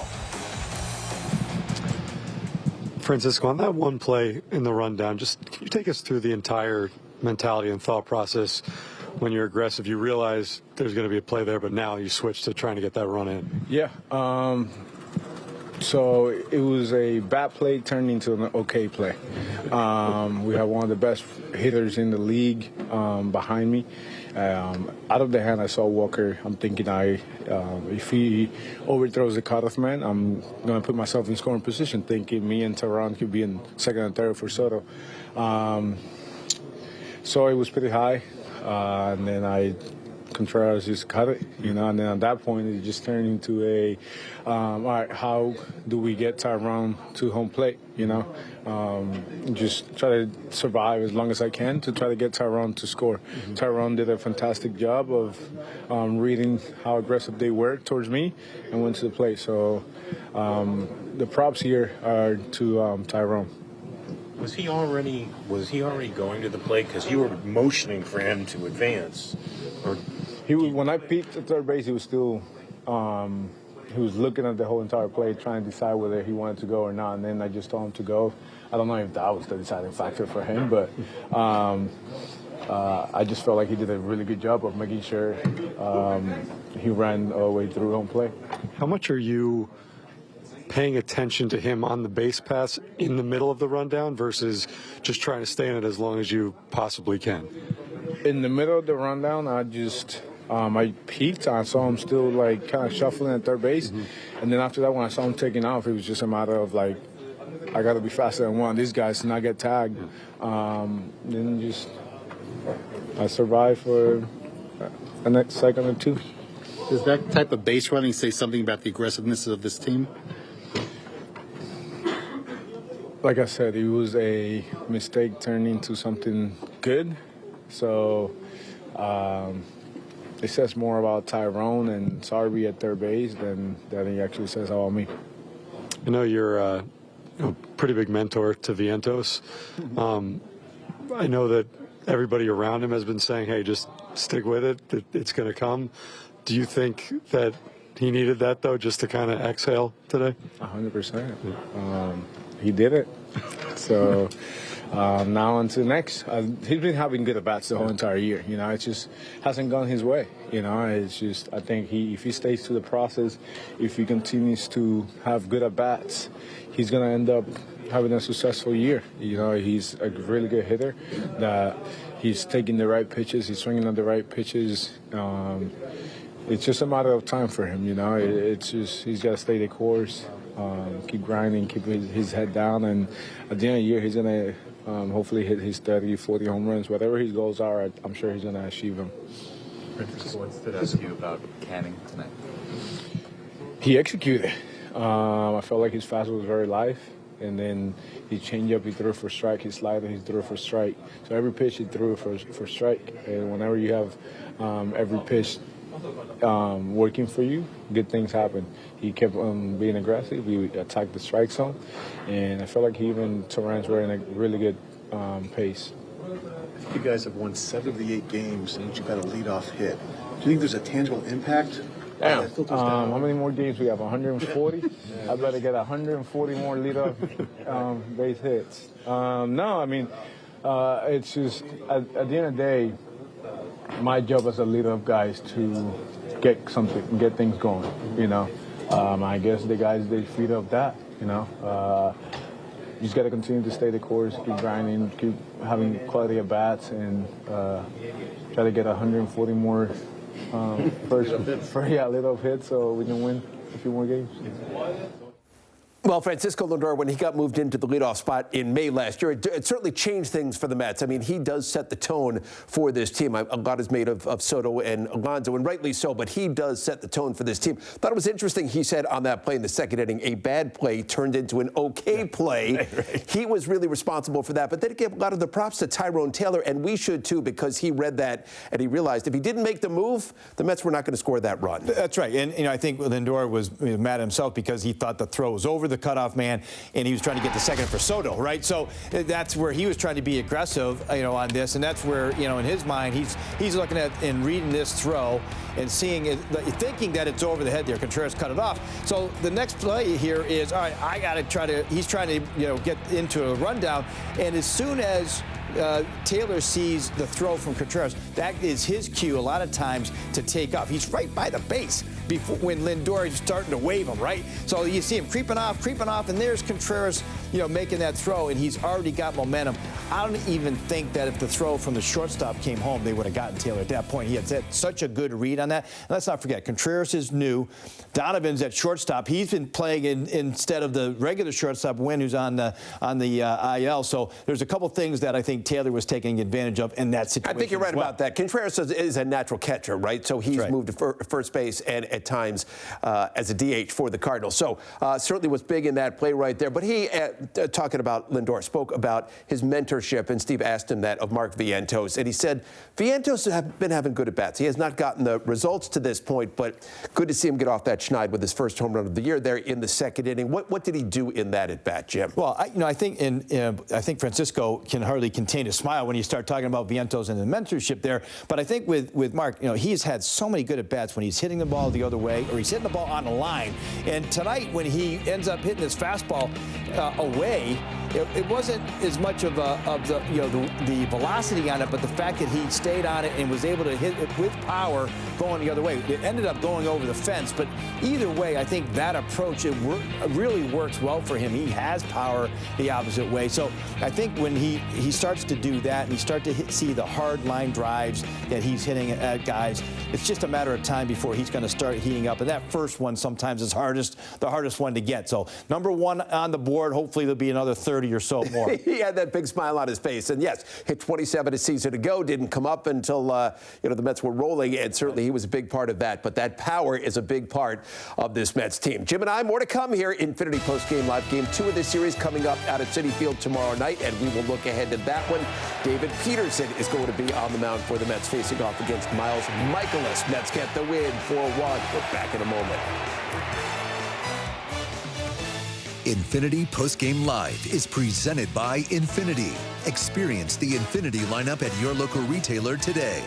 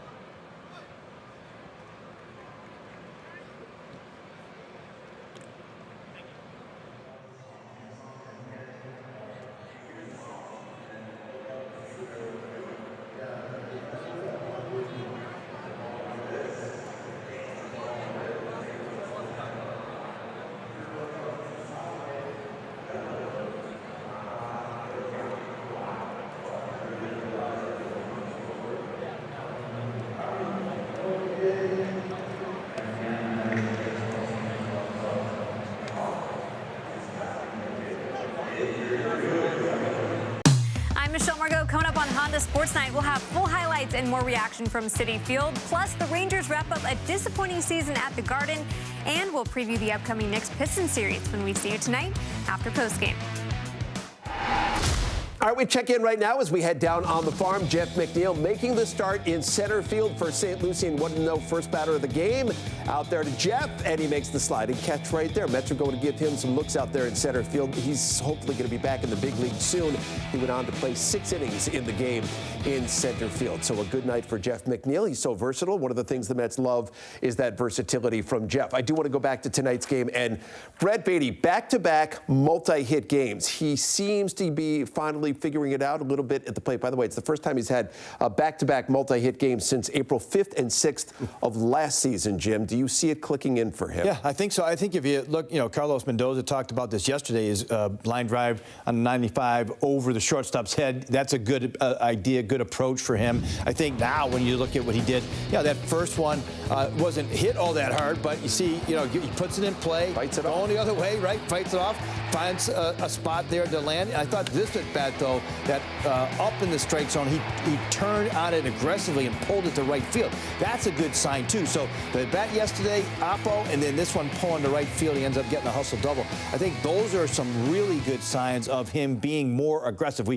He went through that in spring training where he was aggressive and hitting everything. And then it felt like he was kind of feeling his way through the early part of the season. Now that aggressiveness is starting to come into play again. What about from a defensive standpoint? Have you liked what you've seen defensively from Brett? I'm seeing improvements. It's still a work in progress in that position. It's not his first and most comfortable spot, but I thought he made a couple of plays tonight that, are above average and a little bit more difficulty. This play to his left is not an easy play. It's a long throw to second. They didn't turn the double play there, but the one hopper with the spin throw, and it was an accurate throw. I thought that was an above-average play for him. And then this play, it looks a little easier than it is. I mean, that's a short hop play that he came and got. He was in between whether he should tag second or not. He came and got it. That was the right move. Made the throw off balance to first. So there's some good plays there. A couple games ago, he made a throw home that it really was on the wrong side of home plate. So those typical plays. But that's a more experienced second baseman that makes those plays. He's still learning the position, and I think he made a couple good ones tonight. Yeah, I would agree. And overall, a good night for Brett Baty. We heard Francisco Lindor in the last segment talk about how happy he was for Mark Vientos finally hitting his first home run of the season. Let's go back inside the Mets clubhouse right now to hear from Mark. So, Mark, I know you've been keeping positive, feeling good about the at-bats you've been taking, but when one finally clears the fence, is that kind of an exhale moment for you? It's a good feeling for sure. Like you said, just trying to stay positive, have good at-bats, and it's easy to stay positive when your team's winning, so that's always a good thing. Do you think that was gone off the bat? Yeah. How did you use your first off day yesterday? I don't know. I treat my off days kind of the same. Like if I'm playing, I don't really do much different. Mark, what did you see from Griffin today? He's been stellar. He's been looking good. Happy that we got him on our team. He's been doing his thing, and I think the pitching and the bullpen have been lights out. They've been a big reason why we've been winning ball games. We talked about it the other day, how you like the at-bats that you're taking, which just helps you stay positive. What have you liked about the at-bats that you've been taking, and do you see things finally starting to come together? I've been liking the hard hit contact that I've been having and just like walking. And if you stick to the process and just do that over and over again every single day when you're playing and just have good at-bats, they're eventually going to go your way. Does it mean a little more to win the first game of a homestand, particularly against two tough teams coming up? Yeah, for sure. So, big night for Mark Vientos, and for the Mets, we get checked right now. Your Infinity heads up. David Peterson going to be on the mound for the Mets, looking to bounce back after suffering the defeat last time out. Miles Michaelis goes for the Cardinals. Francisco Lindor will leading off the first inning for the Mets this year. He's got a 1324 OPS. That's pretty good right there. Not bad. He's hitting 471 along those lines as well. So that's going to do it for us. Jim and I are back with you. Pre-game coverage tomorrow night, game 2 of this series with the Cardinals getting underway at 6:30. That's it for Jim Duquette. I'm Gary Apple. We thank you for joining us. Coming up following a break, it's Honda Sports Night with Michelle Margot, and we'll see you back here tomorrow. So long.